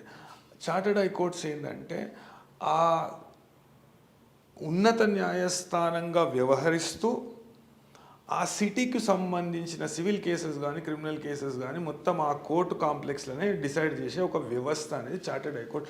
మద్రాస్, కల్కటా, మళ్ళా బాంబే వాజ్ అ ప్రెసిడెన్సీ. అట్లా ఒక వ్యవస్థ ఉంటుండే. ఇవాళ దినము ఒక న్యాయవాది రాజేంద్ర నగర్ పోవాలి. రాజేంద్ర నగర్ పోయి హైకోర్టులో కేసు ఉంటే రాజేంద్ర నగర్కి పోవాలి. రాజేంద్ర నగర్ పోయి అదే టైంలో సిటీ సివిల్ కోర్టులో కేసు ఉంటే ఏం చేస్తాడు వాడు? రాజేంద్ర నగర్ తీసుకపోతే మొత్తం తీసుకపోరి, లేకుంటే హైకోర్టు ఇంకో జాగాలో పెట్టుర్రి. అంతేగాని హైకోర్టు రాజేంద్ర నగర్లో మళ్ళీ సివిల్ కేసెస్ ఇక్కడ అంటే చాలా ఇబ్బంది అవుతుంది. దానివల్ల ఇంకా కేసులు పెరిగే అవకాశం ఉంది. పెండెన్సీ ఎక్కువైపోతుంది. మనము ఇప్పుడు సాంకేతికతను మనం వాడుతున్నాం. హైకోర్టు మనం ఆన్లైన్ చేయొచ్చు, ఆన్లైన్ వాదించవచ్చు. ఓకే, మొత్తం హైకోర్టులో జరుగుతున్న వాదనలను కూడా మనం ప్రత్యక్షంగా చూడవచ్చు. ఆ వ్యవస్థ అనేది హైకోర్టు ఏర్పాటు చేసుకో. ఓకే, మరి కింది కోర్టులలో కూడా అట్లాంటి వ్యవస్థను ఏర్పాటు చేస్తే వేగవంతం చేయాలి ఆ ప్రాసెస్. అట్లాంటి వ్యవస్థను ఏర్పాటు చేస్తే ఒక న్యాయవాది కానీ, లేకుంటే ఒక లిటిగెంట్ కానీ అంత పోయే బాధ తప్పుతుంది వాళ్ళకి. అవును, ఇప్పుడు మన ట్రాఫిక్ ఎంత ఘోరంగా ఉంది. తిరగడం అనే దాంట్లో కూడా కేసులు పెండింగ్ పడే అవకాశం ఉంది, టైం తీసేసుకుంటుంది కాబట్టి. కరెక్ట్. మొన్న ఒక సోషల్ మీడియాలో ఒక పోస్ట్ చూస్తాను నేను. ఒక ఆయన పాపం మెయిన్ రోడ్ పైన బండి ఆపి ఒక ప్లే కార్డ్ పట్టుకొని, హెల్మెట్ పెట్టుకొని, నాకు ఇన్ని ఛానల్ని ఇచ్చినావు, ప్రభుత్వం నాకు ఇన్ని ఛానల్ని వేసింది, నేను చాలాన్లు కట్టినా, రోడ్ ట్యాక్స్ కడుతున్నా, అన్నీ కడుతున్నా, మళ్ళీ గుంతలు ఇన్ని గుంతలు ఉన్నాయి. ఈ గుంతలకు మళ్ళీ నాకెంత ఫైన్ కట్టాలా మీరు అని వినూత్నంగా ఒక ప్రదర్శన చేసి. అవును మరి. దానివల్ల హెల్త్ ఇష్యూస్ వస్తున్నాయి కదా సార్. అదే రోడ్ల మించి వెళ్తున్నాం, బండి పాడవుతుంది, హెల్త్ పాడవుతుంది, డాక్టర్‌కి పెడుతున్నాం. మరి మేము అన్నీ కరెక్ట్‌గానే కడుతున్నప్పుడు, మేము చేసే తప్పుకి ప్రభుత్వం మా మీద చట్టపరమైన చర్యలు తీసుకున్నప్పుడు ప్రభుత్వం కూడా అంతే సక్రమంగా పనిచేయాలి కదా! కరెక్ట్. ఇప్పుడు ప్రభుత్వం కూడా ఆలోచన చేయాలి. ఈ న్యాయ వ్యవస్థను పూర్తి శాతం ఏకీకృతం చేసి మేధావులతో సంప్రదింపులు చేయాలి. రిటైర్డ్ న్యాయమూర్తులు కావచ్చు, ప్రధాన న్యాయమూర్తి కావచ్చు, లేకుంటే అత్యున్నత న్యాయస్థానంలో ఉన్న న్యాయమూర్తులు కావచ్చు, న్యాయవాదులు కావచ్చు, వీళ్ళందరితో సంప్రదింపులు జరిపి. కానీ ఇప్పటికీ అవే సెక్షన్లు ఉన్నాయి సార్. ఎప్పుడో భారత రాజ్యాంగం రాసినప్పుడు మనకి 79 ఏళ్ల క్రితం ఏవైతే ఉన్నాయో సెక్షన్లు, ఇప్పటికీ అవే సెక్షన్లు కొనసాగుతున్నాయా? సమాజంలో రకరకాల మార్పులొచ్చినాయి కదా! నేరాల సంఖ్య పెరిగింది, నేరాలు చేసే విధానాలు పెరిగినాయి. మరి ఇన్ని మార్పులొచ్చినప్పుడు సమాజం మార్పులకు అనుగుణంగా మీ చట్టం, న్యాయంలో సెక్షన్లు మారాయా? మారినాయి. మారాయి. సాంకేతికతను ఆధారంగా చేసుకొని క్రైమ్ డిటెక్షన్ ఎట్లా చేయాలి అని కూడా కొత్త శిక్షా స్మృతి చెప్తుంది. ఇంతకుముందు ఆ అంశాలన్నీ ప్రతిపాదించలేదు, కొద్దిగా ఇబ్బంది అవుతుండే. అయితే ఎదుగుతున్న సాంకేతికతను, అయితే ఇవన్నీ అంతర్జాతీయ సమాజంలో వస్తున్న మార్పులు, అంతర్జాతీయ సమాజానికి అనుగుణంగా ఇప్పుడు మనము గ్లోబలైజ్ చేసినాం. అవును. ఇంతకుముందు first capitalist country to globalise it's economy is China. దాని తర్వాత పివి నరసింహారావు గారు వచ్చి ఎన్నో సంస్కరణలు తీసుకొచ్చారు. మన మన్మోహన్ సింగ్ గారు కావచ్చు, పివి నరసింహారావు కావచ్చు, అదేవిధంగా మాంటెక్ సింగ్ ఆలివాలియా కావచ్చు, ఎన్నో సంస్కరణలు తీసుకొచ్చారు. అయితే ప్రపంచ దేశాలలో మారుతున్న చట్టాలు, అంతర్జాతీయంగా మార్పు చెందుతున్న చట్టాలు, మనం కూడా దాంట్లో పాత్ర పోషిస్తాం కాబట్టి మనం కూడా దాంట్లో ఇప్పుడు ఇంటర్నేషనల్ ఆర్గనైజేషన్స్లో మనం కూడా భాగస్వాములం కాబట్టి ఆ సాంకేతిక మార్పులకు అనుగుణంగా మన దగ్గర ఉన్న చట్టాలను కూడా మనం మార్పు చేయవలసి వస్తుంది. ఓకే. మనకు చేసింది కూడా ప్రభుత్వం. ఈ మార్పుల గురించి మాట్లాడుకుంటే సార్, మళ్ళీ మనం కేసెస్ విషయానికి వస్తే ఈ మధ్య కాలంలో పేపర్‌లో మనం చాలా కేసులు చూసాం. అంటే ఒకప్పుడు ఒక వ్యవస్థని మనం చూసాం. 1980s నుంచి మనం 2000 వరకు మనం న్యూస్ పేపర్ ఆధారంగా సామాన్యుడికి తెలిసిన విషయాలేంటంటే, స్త్రీలపైన అఘాయిత్యాలు జరుగుతాయి, స్త్రీలపైన అత్యాచారం జరుగుతుంది, స్త్రీలపైన హత్యలు జరుగుతాయి. వీటిని మనం రిపీటెడ్‌గా ఎక్కువ శాతం విన్నామేమో. ఇప్పుడున్న పరిస్థితిలో గత 2 సంవత్సరాలుగా మనం న్యూస్ పేపర్‌ని గానీ, మీడియా ఛానల్స్ గానీ చూస్తుంటే, దాన్ని మనం రివర్స్‌లో చూస్తున్నాం. స్త్రీలు పురుషులపైన అఘాయిత్యాలు చేయడం, వీళ్ళు వాళ్ళని చంపడం, ఇలాంటి కేసెస్ ఎక్కువగా కనిపిస్తున్నాయి. కేవలం న్యూస్‌లోనూ, పేపర్‌లోనే కనిపిస్తున్నాయా? నిజంగానే మీరు వాస్తవ కథనాలు మీకు తెలుసు కాబట్టి, అక్కడ కూడా మీరు అలాంటి కేసెస్ ఎక్కువగా చూస్తున్నారా? అంటే స్త్రీలలో కూడా ఇలాంటి వికృత చేష్టలు పెరిగి, వీళ్ళు తిరగబడి హత్య చేసే స్థాయికి సమాజం నిజంగా మారిందా? మొదటిగా స్త్రీలు కొంతమంది స్త్రీలు చట్టాన్ని అడ్డం పెట్టుకొని, అంటే వాళ్లకు సాయం చేసే విధంగా చట్టం ఉన్నది కాబట్టి, హర్యానాలో ఒక సేజల్ శర్మ అనే ఒక కేసు జరిగింది. దాంట్లో ఏంటంటే వీళ్ళందరూ ఒక ముఠాగా ఏర్పడి ముందుగా ఎక్కడనో ఒక వ్యక్తిని ఒక విక్టిమ్ని ఎంచుకోవడం, ఆ విక్టిమ్కి శారీరక సుఖాన్ని అందిస్తా, లేకుంటే ఏదో ఒకటి చెప్పడం, పెళ్లి చేసుకుంటా అని చెప్పడం, ఎక్కడనో తీసుకుపోవడం, ఒక ఏకాంతమైన ప్రదేశానికి తీసుకుపోయి ఆ విక్టిమ్కి అలా మర్డర్స్ ఆపరెండి ఎట్లుంటుందంటే, ఆ విక్టిమ్కి ఎక్కువ తాగిపియడము, లేకుంటే తాగుడు అలవాటు లేకపోతే ఏదో విధంగా అతన్ని మొత్తం స్పృహ కోల్పోయేటట్టు చేయడం, చేసి అతనితో న్యూడ్ ఫొటోస్ అట్లాంటివి తీసుకోవడం. అప్పుడే ఈ మెంబడున్న వ్యక్తులు, ముఠాలో ఉన్న వ్యక్తులు పోలీస్ లాగా ఎంటర్ కావడం, ఫోటోలు ఉన్నాయి, నువ్వు రేప్ చేశావు అని చెప్పి బెదిరించి పైసలు గుంజడం అనేది చేస్తుండే ఒక ముఠాగా ఏర్పడ్డం. హర్యానాలో జరిగింది ఇది కేసు. అయితే దాని తర్వాత ఒక వ్యక్తి, ఒక బాధితుడు ఇట్లనే ఆమె ఒక పబ్లో కలిసింది. వానికి తాగుడు అలవాట్లేదు, ఉట్టే సోషలైజ్ చేయడానికి వాడు ఒక బిజినెస్ కమ్యూనిటీ నుండి వస్తాడు కాబట్టి సోషలైజ్ చేయడానికి వాడు పంపిణీ. పబ్స్కు కానీ క్లబ్స్కు కానీ పోతాడు. అంటే క్లబ్లో కలిసి ఆ, తీసుకుపోయి రూమ్లో ఇదే సేమ్ మోడల్స్ చేసి ఆడ అప్పటికి రాత్రి మార్నింగ్ ఇట్లా బెదిరిస్తే కొన్ని పైసలు కూడా ఇచ్చింది. పైసలు ఇచ్చినాక ఇక బాగా ఒత్తిడి పెట్టేటప్పటికి అతని భార్యతోని అతను మాట్లాడడం జరుగుతుంది. నన్ను ఇట్లా అంటుంది, కానీ నాకైతే గుర్తు లేదు, ఇట్లా జరిగిందని నాకేం గుర్తు లేదు అంటే వాళ్ళ భార్యకు కొద్దిగా దూరం చుట్టమైన ఒక పోలీస్ ఆఫీసర్కు అడిగి, సార్ ఎట్లా చేయాలి, ఇట్లా జరిగింది అంటే కంప్లైంట్ పెట్టమని ఓకే. ఆన్సర్ చేస్తాం. అది అప్పటికే ఇతని పైన రేప్ కేసు పెడుతుంది. ఓ, వీళ్ళు కంప్లైంట్ చేసరికి ఆల్రెడీ ఇతని మీద కేసు ఫైల్ అయింది. రేప్ కేసు పెడుతుంది. దానిలో రేప్ జరిగినట్టు ఎక్కడ కూడా ఆధారాలు ఉండవు. ఆధారాలు ఉండకపోయేటప్పటికి పోలీసు వాళ్ళు కొద్దిగా దానిలో అంతలోపట నేర పరిశోధన చేస్తుంటారు. నేర పరిశోధన చేస్తే ఇతను హైకోర్టును ఆశ్రయిస్తాడు. ఓకే. ఆశ్రయించి ఇట్లా ఈమె ఇట్లాంటి కేసెస్ చాలా పెట్టింది, ఎంతో మంది పైన మగవాళ్ళ జీవితాలను ఖరాబ్ చేస్తుంది, వీళ్ళందరూ ఒక ముఠాగా ఏర్పడి ఇట్లా విక్టిమ్స్ని టార్గెట్ చేసుకుంటూ, వీళ్ళే గుర్తిస్తారు కొంతమందిని, విక్టిమ్స్ని టార్గెట్ చేసుకుంటూ వీళ్ళు కోట్ల సంపాదన చేస్తుంది ఇది అని చెప్పి. అయితే ఈ కేసులో అతనికి దాని తర్వాత ఇవన్నీ చూపెట్టినాక కోర్టు యాంటిసిపేటరీ బెయిల్ అనేది అతనికి ఇవ్వడం జరుగుతుంది. ఓకే. కేసు కొట్టేయడం అయితే తర్వాతి అంశం. యాంటిసిపేటరీ బెయిల్ అనేది అతనికి ఇవ్వడం జరుగుతుంది.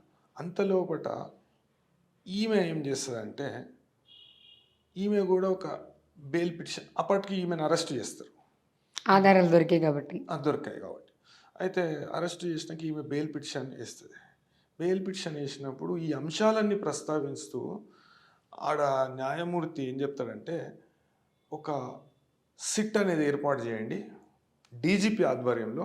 ఈమె ఇప్పటిదాకా ఎన్ని కేసులు పెట్టింది, ఈ రాష్ట్ర వ్యాప్తంగా ఎన్ని కేసులు పెట్టింది, ఈ కేసులలో ఎన్ని కేసులు నిలబడ్డాయి, ఎన్ని కేసులు ఆమె కాంప్రమైజ్ చేసుకుంది, ఎన్ని పైసలు చేతులు మారినాయి అనేది ప్రధాన అంశమైతే, రెండవ అంశం ఏంటంటే ఈమె చట్టాన్ని దుర్వినియోగపరుస్తూ అక్రమ ఆర్జనకు తెరలేపింది కాబట్టి ఈమె ఏమైనా కేసు పెడితే ప్రాథమిక దర్యాప్తు చేపట్టందే ఆ కేసును రిజిస్టర్ చేయవద్దు అని మొత్తం పోలీస్ వాళ్ళకు డైరెక్షన్ ఇస్తుంది. ఓకే. అయితే ఇప్పుడు ఈ చట్టంలో ఉన్న కొన్ని అనుకూలంగా ఉన్న కొన్ని సెక్షన్లను తీసుకొని తప్పుడు కేసులు పెట్టడం అనేది ఒకటి ఎక్కువైంది. రెండవది, నేర ప్రవృత్తి ఎట్లా పెరుగుతుందంటే, సామాజిక మాధ్యమాలు, ఇప్పుడు ఓటీటీ ప్లాట్ఫామ్స్ ఉన్నాయి. ఓటీటీ ప్లాట్ఫామ్స్కు సెన్సార్ సర్టిఫికేట్ అనేది అవసరం లేదు. వెబ్ సిరీస్ అనేది ఇది కొత్తగా వచ్చిన సాంకేతిక మార్పు. దానిలో కూడా ఇంకొకటి మనం సినిమాలో చూస్తాం, ధూమపానము ఆరోగ్యానికి హానికరము అని ఒకటి ఇది వస్తుంది. అయితే ఓటీటీ ప్లాట్ఫామ్లో అది వేసే అవసరం లేదు. విపరీతమైన నేర ప్రవృత్తి, విపరీతమైన క్రూరత్వం అనేది మీరు ఓటీటీలో వచ్చే వెబ్ సిరీస్లో చూడొచ్చు. అది విపరీత ధోరణిలో, అది అందరికీ యాక్సెసబుల్. ఇప్పుడు చిన్న పిల్లల కాడికి నేను ఇంతకుముందు కూడా సిఆర్టీకి కంప్లైంట్ చేయడం జరిగింది. సిఆర్టీ అనేది మన దగ్గర ఉన్న ఒక కేంద్ర ప్రభుత్వ రంగ సంస్థ. అది కంప్యూటర్ ఎమర్జెన్సీ రెస్పాన్స్ టీమ్ అని అంటారు. ఓకే. ఆల్ 4 Cs అనే ఒక ఇది ఉంటుంది. సో ఆ ప్లాట్ఫామ్ మీద మనం అది పనిచేస్తుంది, కంప్లైంట్స్ యాక్సెస్ చేయడం. అయితే దాంట్లో చైల్డ్ పోర్నోగ్రఫీ అనేది బంద్ చేసారు. మన దగ్గర యాక్సెస్ కాదు, చైల్డ్ పోర్నోగ్రఫీ అనేది యాక్సెస్ కాదు, except for some dark sites. ఆ dark sites are not accessible to everybody. But child viewing pornography అది ఎట్లా యాక్సెస్ చేస్తారు? పిల్లలలో నేర ప్రవృత్తి, విశృంఖల శృంగారాన్ని చూడడము అనేది ఎట్లా ఆపుతారు? దాని మీద ప్రభుత్వం దృష్టి పెట్టాలి కదా. Definitely sir. నేర ప్రవృత్తి ఎట్లా పెరుగుతుంది? అటువంటి హింసాత్మకమైనవి చూస్తే అదేవిధంగా అట్లా క్రూరమైన అంశాలు రోజు ఇప్పుడు మనం టీవీకి కొన్ని కొన్ని దీనికి మనం రిమోట్ లాక్ పెట్టుకుంటాం, కొన్ని యాక్సెస్ అవుతాయి, ఇప్పుడు మన ఫోన్లో యాక్సెస్ అవుతాయి. సో అంటే అంటే ఒక చట్టం తీసుకురావాలి. ఏంటంటే బ్లాకింగ్ యాప్స్ అనేటివి తప్పకుండా ప్రతి సర్వీస్ ప్రొవైడర్ కానీ ఫోన్ మ్యానుఫ్యాక్చరర్ కానీ దాంట్లో ఇన్బిల్ట్ చేయకుంటే ఈ ఫోన్ లీడ్ అమ్మొద్దు. అదే మార్కెట్‌లో లేదు. ఇక వీళ్ళకి మార్కెట్ లీడ్ లేదు. అమ్మొద్దు, తీసుకొస్తే అయిపోయాయి కదా.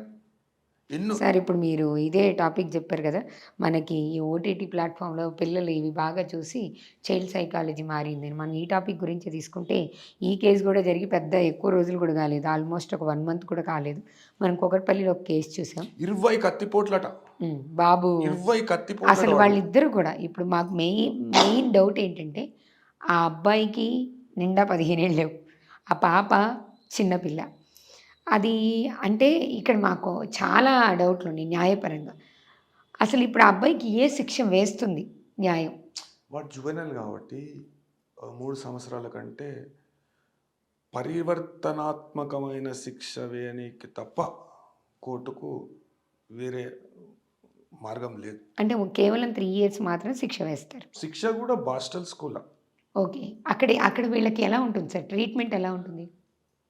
అయితే ఇప్పుడు ఆ బాబుని పంపిస్తే ఆ బాబు పరిస్థితి ఏంటి?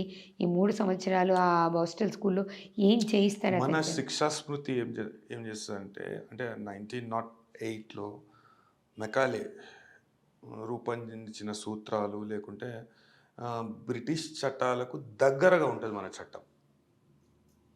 అయితే మనం ఏం చేసినామంటే దానిలో కొన్ని మార్పులు చేసుకుంటూ పరివర్తన రావాలి, నేరస్తుల్లో పరివర్తన రావాలనే అంశాన్ని మనం అంటే చట్టం చేసిన వాళ్ళు పెద్దలు పరిగణలోకి తీసుకొని నేరస్తులలో పరివర్తన రావాలి అనే విషయం మీద ఎక్కువ దృష్టి సారించాం. కానీ వాస్తవ పరిస్థితులు మన జైళ్ళల్లో కావచ్చు, హాస్టల్ స్కూళ్ళల్లో కావచ్చు, జువెనల్ హోమ్స్లో కావచ్చు ఆ ఆలోచనకు విరుద్ధంగా ఉన్నాయి. ప్రాక్టికల్‌గా అలా లేవు. అట్లా లేవు. నేరస్తులను తయారు చేసే కర్మాగారాలుగా మారుతున్నాయి. ఇక్కడ వాళ్ళకి పరివర్తన తీసుకొచ్చి తప్పు చేయకూడదనే మార్పు తీసుకురాకపోగా వీళ్ళే ఎక్స్‌ట్రాగా వాళ్ళని తయారు చేస్తున్నారు అక్కడ. ఇప్పుడు ఈ అంశాలన్నీ ప్రభుత్వం చూడాలి. మరి అక్కడ అంత వికృతమైన చేష్టలు జరుగుతున్నప్పుడు ప్రభుత్వం గానీ, న్యాయస్థానాలు గానీ బాధ్యత తీసుకోవాలి. ఓనోడు తిట్టుకోనికనే సరిపోతుంది కదండి. ఓనోడు తిట్టుకోనికనే సరిపోతుంది. నువ్వు అవినీతి చేసినావంటే ఈడ అవినీతి చేసినావంట, ఆడ అవినీతి చేసినావంటే ఈడ అవినీతి, అదే సరిపోతుంది. ఇప్పుడు ఆ అబ్బాయికైతే మాక్సిమం 3 ఇయర్స్ మాత్రమే శిక్ష వేయగలరు. అంతే. అంతకంటే ఎక్కువ లేదు. ఇది కూడా పరివర్తన మార్పు అంతే. అంతేగాని అంతకుమించి శిక్ష ఉండదు.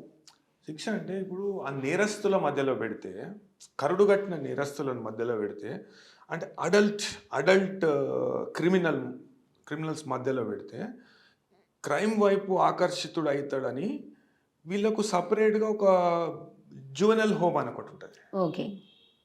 అదే జువెనల్ హోమ్లో పెట్టి 3 సంవత్సరాలకు మించి శిక్ష అని కాదు దాంట్లో. అయితే దాంట్లో మొత్తము వాళ్ళను సామాజిక బాధ్యతలు నేర్పించడము, నేర ప్రవృత్తి నుండి వెనుకకు తీసుకురావడము, నేర ప్రవృత్తి లేకుండా వాళ్ళకి ఏమైనా అలవాట్లు ఉంటే అలవాట్లు మాన్పియడము, అట్లాంటి కార్యక్రమాలు అనేది ప్రభుత్వం చేపడుతుంది. ఒకవేళ ఇప్పుడు అసలు ఆ అబ్బాయి ఒప్పుకోలేదనుకోండి సార్. మామూలుగా పోలీస్ కస్టడీలోకి తీసుకొచ్చి వాళ్ళు ఇంటరాగేషన్ చేశాక ఒప్పుకున్నాడు అనేది మనం వార్తాపత్రికల్లో చూసాం. ఇన్ కేస్ నేను ఈ పని చేయలేదు అని గనక అతను చెప్తే, వీళ్ళు దాన్ని ఖచ్చితంగా ప్రూవ్ చేయలేకపోతే అసలు అతనికి శిక్ష పడని సందర్భాలు ఉన్నాయా? శిక్ష పడకుండా ఆ పిల్లాడు బయటికి రాగలిగే సందర్భాలు ఉన్నాయా ఈ కేసులో? అంటే ఇప్పుడు సాధారణంగా మన కాడ అడల్ట్ క్రిమినల్ కూడా పోలీస్ ముందు నేరాంగీకారం చేసినా కానీ అది చెల్లదు. చెల్లదు. ఓకే. ఫారెన్ కంట్రీస్లో confession it's a valid confession. But మన దగ్గర కాదు. ఎందుకంటే పోలీసు 3rd డిగ్రీ మెథడ్లు వాడి లేకుంటే నేరం చేయని వాడిని కూడా తీసుకొచ్చి వాడిని కొట్టి భయపెట్టి వాడిని ఒప్పిస్తుందనే అంశాన్ని దృష్టిలో పెట్టుకొని చట్టం అట్లా చేయబడ్డది మన కాడ. ఓకే. మరి ఇది ఎప్పుడు కన్ఫర్మ్ అవుతది సార్? ఇక్కడ ఒప్పుకున్న పోలీస్ ముందు కాదు. మరి కోర్ట్‌లో అది ప్రూవ్ అవ్వాలంటే ఎట్లా? కోర్ట్‌ల ప్రక్రియ ఉంటది మొత్తం. దానికి సంబంధించిన ఆధారాలు, లేకుంటే ఆ పరిస్థితులు అవన్నీ మొత్తము చట్ట ప్రకారం దాంట్ల మన కాడ ఎవిడెన్స్ యాక్ట్ ఉంటది. హ్మ్. హ్మ్. అదేవిధంగా శిక్షా స్మృతి ఉంటది. అంటే ఏ నేరానికి ఎంత శిక్ష వేయాలి అనేది ఉంటది. అదేవిధంగా ఈ శిక్షా స్మృతిని ఎట్లా అమలు పరచాలనేది మన కాడ చట్టం ఉంటది. అంటే అడ్జెక్టివ్ లా, సబ్జెక్టివ్ లా, ప్రొసీజర్. ఓకే. అయితే దీనిలో మనము ఎవిడెన్స్ ఎట్లా తీసుకోవాలనే అనే దానికి ఒక చట్టం ఉంటది. ఇవన్నీ చూసినంక పూర్వాపరాలన్నీ పరిశీలించినంక శిక్ష వేయాలనా? వేయొద్దా? అనేది న్యాయమూర్తి గారు డిసైడ్ చేస్తారు. ఓకే. ఇప్పుడు కంప్లీట్‌గా అబ్బాయికి కేస్‌కి జడ్జిమెంట్ వచ్చేస్తది అట్లా అనుకోవడానికి ఏం లేదు. ఆ కేస్ నడిచిన తర్వాత ఇప్పుడు మీరు చెప్పిన ఈ ప్రొసీడింగ్స్ అంతా ఓకే అయితేనే తను జైలుకెళ్ళి ట్రయల్ అందరికి ఇప్పుడు జువెనల్ కోర్ట్ సెపరేట్ ఉంటుంది. అంటే 18 ఇయర్స్ లోపట ఒక పిల్లాడు ఏదైనా క్రైమ్ చేసిందంటే జువెనల్ జస్టిస్ బోర్డ్ అని ఒకటి ఉంటుంది. ఓకే. వాళ్ళ మానిటర్ చేస్తుంటారు. లేకుంటే వాడిని కంటిన్యూస్గా బాస్టల్ స్కూల్లో పెట్టాలన్నా, అదేవిధంగా బెయిల్ ఇవ్వచ్చా అంటే ఎవరు వాళ్ళ గార్డియన్స్కి అప్పచెప్పచ్చా, గార్డియన్స్ లేని పక్షంలో ఏం చేయాలి అంటే బయటికి ఇడిచిపెడితే కూడా కొన్ని సమయాలలో విని బాల నేరస్తుని బయటికి ఇడిచిపెట్టినా కానీ వాని మీద సమాజంలో కొంతమంది వ్యక్తులు పగ పెంచుకొని వాడిని చంపే అవకాశం ఉంటుంది. వానికి రక్షణ అనేది ఉండదు. అయితే ఏ ప్రభావంలో వాడు ఆ నేరం అనేది చేసి ఈ అంశాలన్నింటినీ పరిగణలోకి తీసుకుంటారు. నేను మానసిక అంటే కౌన్సిలింగ్ ఇట్లా వీనికి ఇప్పియాలన్నా, వీన్ని సైకలాజికల్గా సరిగ్గా ఉన్నాడా, ఈ అంశాలన్నీ చూస్తుంది. జువెనల్ జస్టిస్ బోర్డ్ అని ఉంటుంది. ఓకే. దీనిలో మొత్తం సైకాలజిస్టులు, అదేవిధంగా కొంతమంది డాక్టర్సు, అదేవిధంగా కొంతమంది న్యాయమూర్తులు, కొంతమంది న్యాయవాదులు, అట్లా మొత్తం డిఫరెంట్ వాక్స్ ఆఫ్ లైఫ్ నుండి ఈ పిల్లలకు అంటే నేరపూరితమైన ధోరణి కలిగిన వాళ్ళకు వాళ్ళని ఎట్లా పరివర్తన తీసుకురావాలి అనేది ప్రాథమికంగా జువెనల్ జస్టిస్ యాక్ట్లో చెప్పబడిన అంశం. అంటే కంప్లీట్‌గా ఒక సిస్టమ్ వర్క్ చేస్తుంది సార్. ఇప్పుడు మీరు మనం ఇన్ని కేసెస్ గురించి మాట్లాడుతున్నప్పుడు న్యాయ వ్యవస్థే నిజంగానే ఒక వ్యవస్థాత్మకంగా ఒక సిస్టమ్‌గా వర్క్ చేస్తుందనేది మీ మాటలను బట్టి అర్థమవుతుంది. ఇంత సిస్టమాటిక్‌గా వర్క్ చేసే ప్రొసీజర్‌లో కూడా నిర్దోషికి శిక్ష పడిన సందర్భాలు మీకు తెలిసి ఉన్నాయా లేవా? అయితే మన చట్టంలో మన చట్టాలు భారతదేశంలో చట్టాలు ఒక ప్రిన్సిపల్ పైన నడుస్తాయి. 100 మంది దోషులు తప్పించుకున్నా ఒప్పుకోవచ్చు, కానీ ఒక నిర్దోషికి కూడా శిక్ష పడద్దు అనే ప్రిన్సిపల్ మీద నడుస్తుంది. అయితే ఎప్పుడు కూడా ప్రాసిక్యూషన్ ఈ నేరారోపణ పూర్తి స్థాయిలో ప్రూవ్ చేయలేకపోయింది అనే తీర్పు చెప్తాడు కానీ న్యాయమూర్తి ఇతని మీద కేసు కొట్టేస్తున్నా, ఇతని నేరం చేయలేదు అని నేను అభిప్రాయపడుతున్నా అని ఏ న్యాయమూర్తి చెప్పాడు.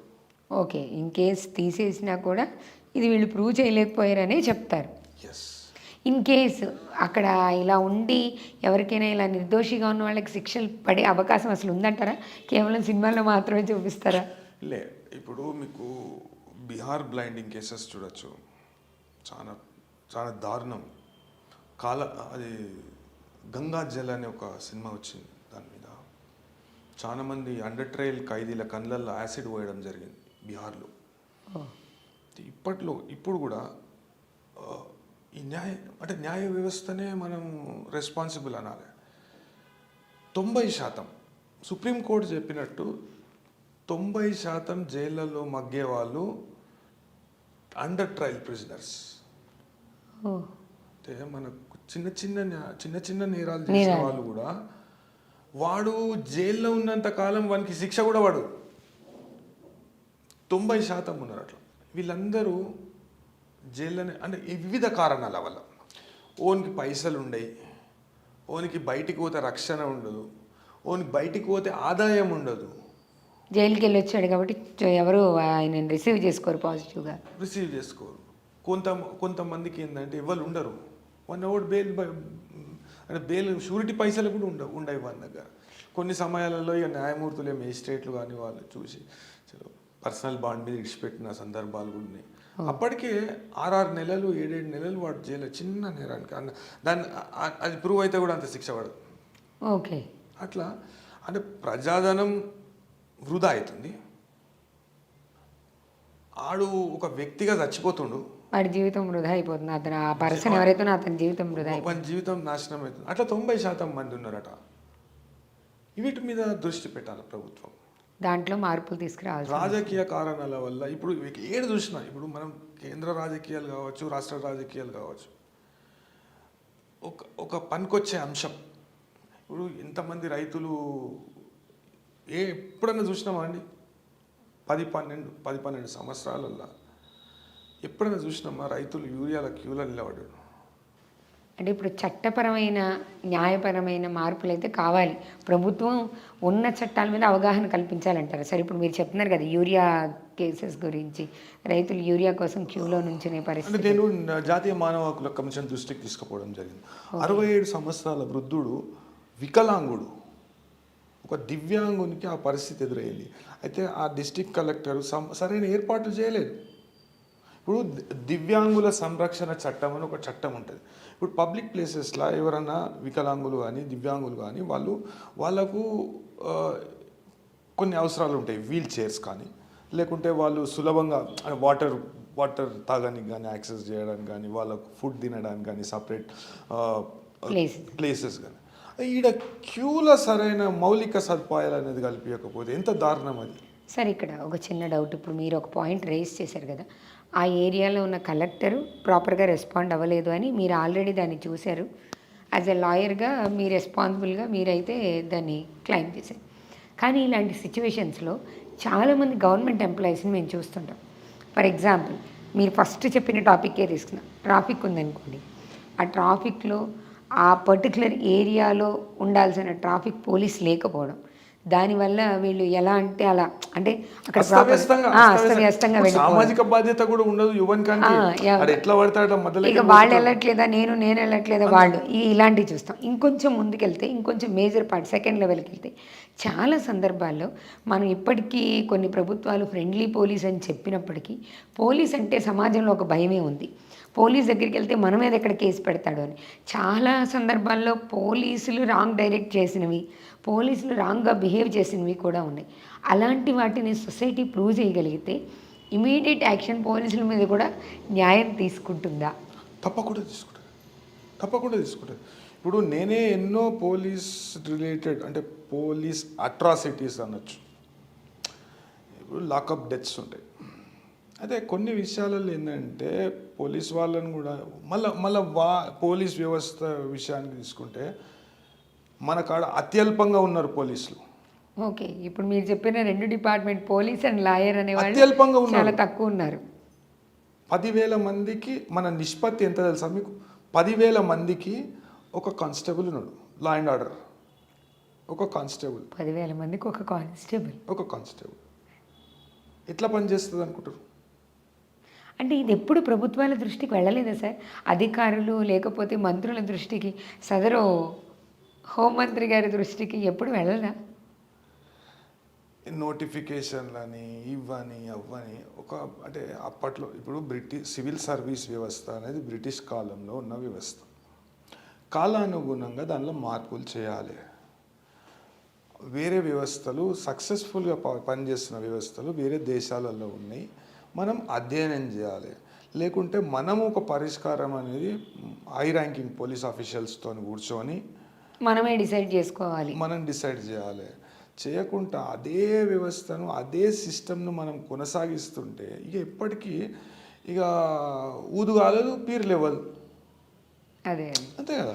ఇప్పుడు నాట్ ఓన్లీ పోలీస్ కదా సార్, చాలామంది గవర్నమెంట్ ఎంప్లాయీస్, ఇప్పుడు మేము గవర్నమెంట్ సెక్టార్తోనే సొసైటీ ముడిపడి ఉంది. మనకు ఒక బైక్ లైసెన్స్ కావాలి, ఒక ఆర్టీఓ ఆఫీస్కి వెళ్ళాలి, లేకపోతే ఒక ప్రాబ్లం వచ్చింది, పోలీస్ స్టేషన్కి వెళ్ళాలి. మేబీ పోలీస్ స్టేషన్ కన్నా తక్కువ వెళ్తారేమో కానీ government banks, government RTO offices, registration offices ఇలా బోల్డ్ ఉంటాయి. వెళ్ళిన ప్రతి చోట కూడా ప్రభుత్వ వ్యవస్థ నుంచి ఉన్న అధికారుల దగ్గర నుంచి రకరకాలైనటువంటి ఇబ్బందులు కావచ్చు, కొన్ని పరిస్థితుల్లో హెరాస్మెంట్స్ కూడా ఎదుర్కొంటున్నారు. మరి వాటిని మేము ప్రాపర్గా సొసైటీ ప్రూవ్ చేయగలిగితే వాళ్ళ మీద కూడా ఇమీడియట్ యాక్షన్ తీసుకుంటారా, లేకపోతే వాళ్ళు ప్రభుత్వం కాబట్టి యాక్షన్ తీసుకోకపోవడం ఉంటుందా? ఒక అడిషనల్ ఇంజనీర్ స్థాయి అధికారి నుండి 200 కోట్ల ఆస్తులను, అంటే ఆయనకు 200 కోట్ల ఆస్తులను గుర్తించారు. అడిషనల్ ఇంజనీరింగ్ స్థాయి అధికారి దగ్గర ఆయన నెల జీతం ఎంత ఉంటుంది సార్ యువర్స్ కోసం? ఉండొచ్చు 80,000 ఉండొచ్చు, ₹1,00,000 ఉండొచ్చు. మీరన్నట్టు 80,000 వేసుకున్న 200 కోట్ల ఆస్తి సంపాదించాలి అంటే ఆ జీతంతో ఎన్ని సంవత్సరాలు పనిచేయాలి? ఓ 400 ఏళ్ళు పనిచేయాలి. ఇంకా ఎక్కువనే ఇంకా ఎక్కువనే. ఇంకా ఎక్కువనే. నెలకి 80,000 ఉంటే అది ఖర్చులు పోను ఆదాయం మిగిలి మనం క్యాలిక్యులేట్ చేస్తే నెలకి ఎంత మిగులుతుంది సార్? ఏడుకెళ్ళి వస్తున్నాయి. ప్రజలకు సంక్షేమ పథకాలు అనేటివి పోతలేవు. సంక్షేమ పథకాల ముసుగులో అధికారులు అంటే కొంతమంది అవినీతి అధికారులు, అందరు అధికారులు కాదు, రాజకీయ నాయకులు ఈ వ్యవస్థకు మొత్తం పూర్తి స్థాయిలో, దీన్ని ఇంగ్లీష్లో ఏమంటారంటే డెమగాగరీ అంటారు.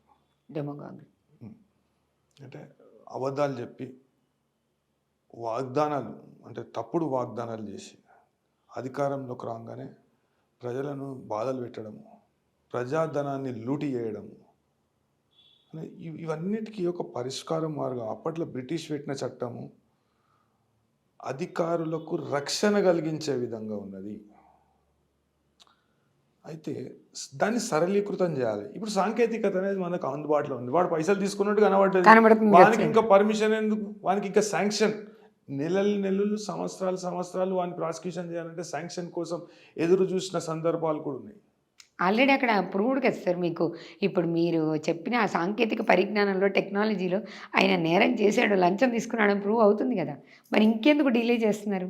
మళ్ళీ ఇంకా ఏడుగురు రాజకుమారులు చాపను ఎందుకు ఎండలే, ఎన్నో కారణాలు చూపిస్తారు.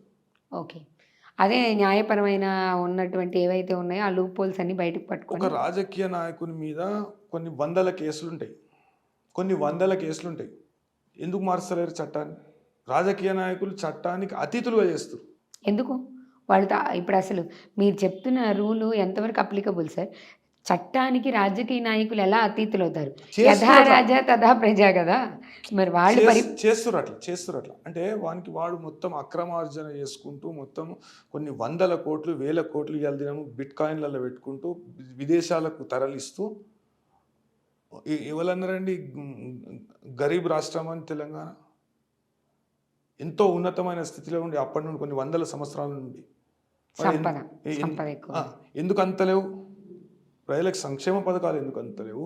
లేకుంటే రాజకీయ నాయకుల వందల కేసులున్నా కానీ ఆ కేసులు ఎందుకు ప్రూవ్ అవుతలేవు? ఒక సామాన్యుని ఒక కేసు ఉంటే వానికి పాస్పోర్టు ప్రతి కాడ వాడిని ఎంత హరాస్మెంట్ చేస్తారంటే, మరి వీళ్ళు ఎలా సార్ విదేశాలకు హ్యాపీగా వెళ్ళి వస్తున్నారు? కేసులు ఉన్నారు, పోయేస్తారు.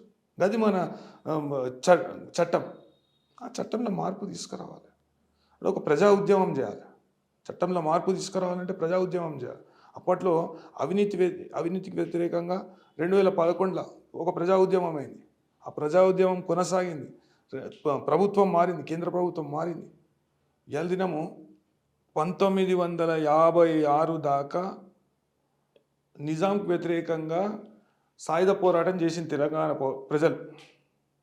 సాయుధ పోరాటం చేసినప్పుడు నిజాం పైన ఏం చర్యలు తీసుకుంది ప్రభుత్వం?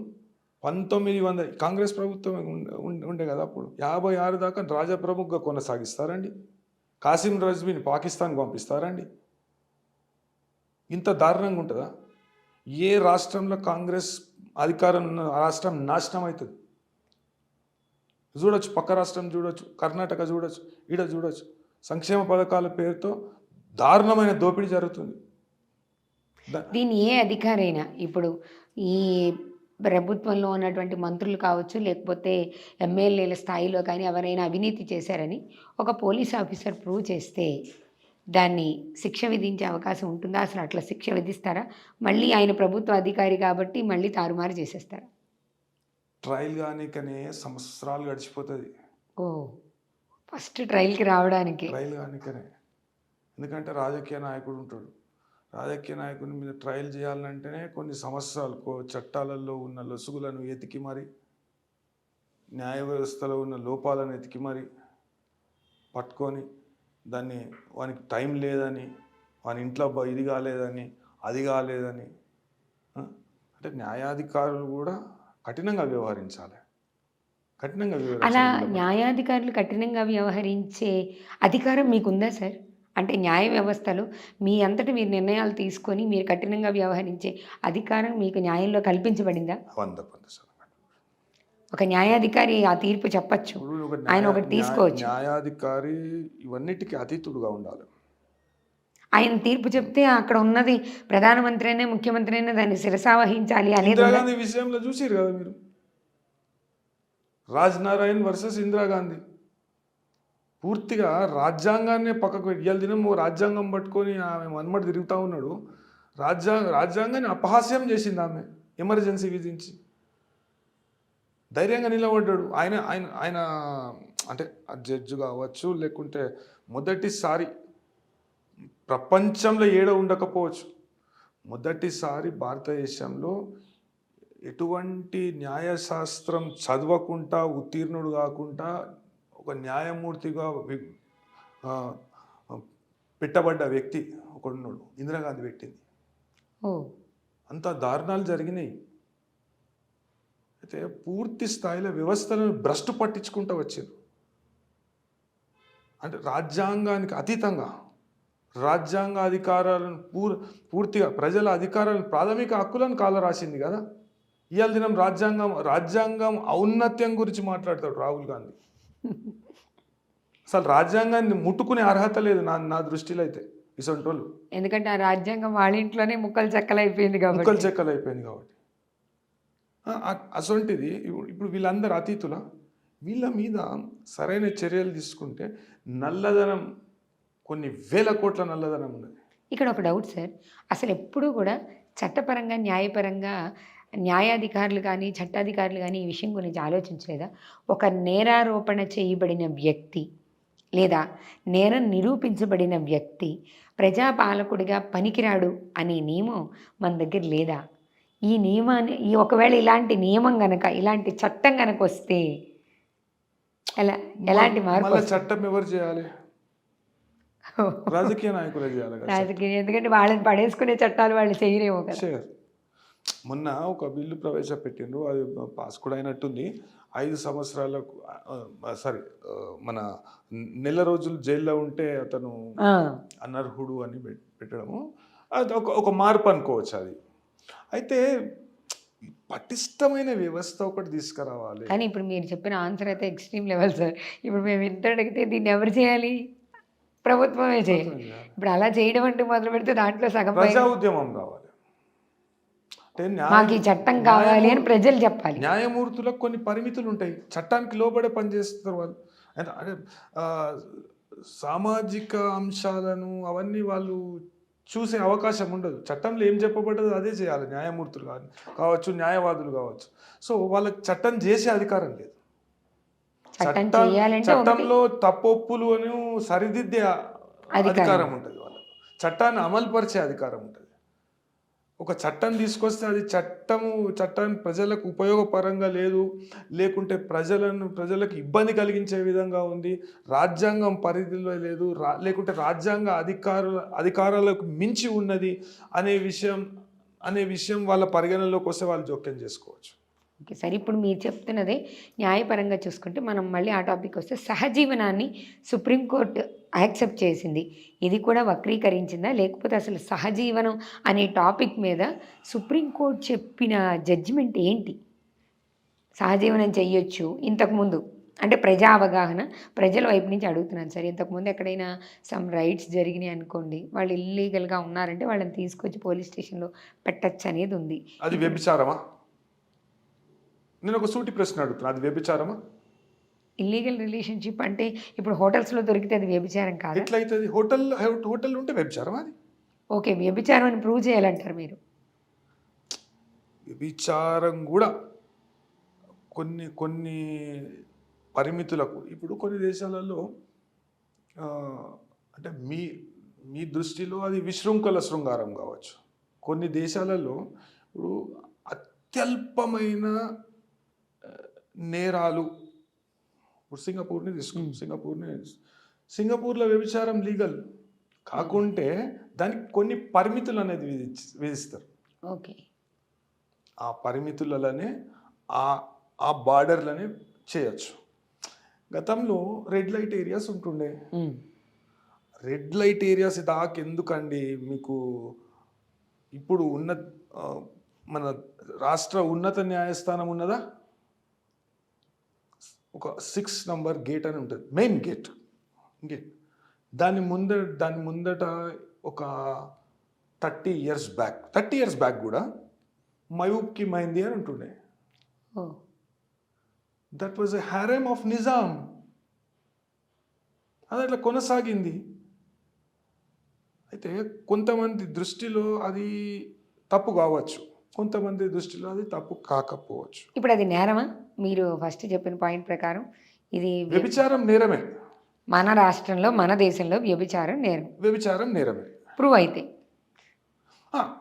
సహజీవనం అనేది వ్యభిచారానికి విరుద్ధం.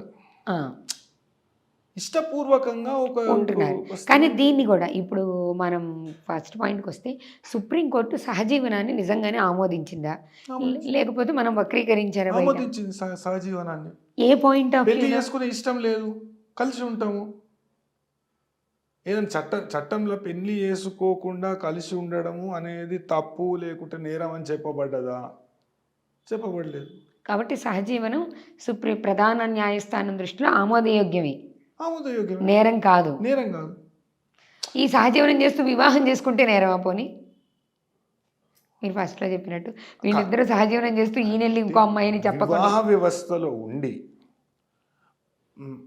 చెప్పకుండా ఐదర్ ఆఫ్ ది స్పౌస్ వివాహ వ్యవస్థలో ఉండి వివాహ బంధంలో ఉండి ఐదర్ మోసం చేస్తే అది మోసమే అవుతుంది కదా.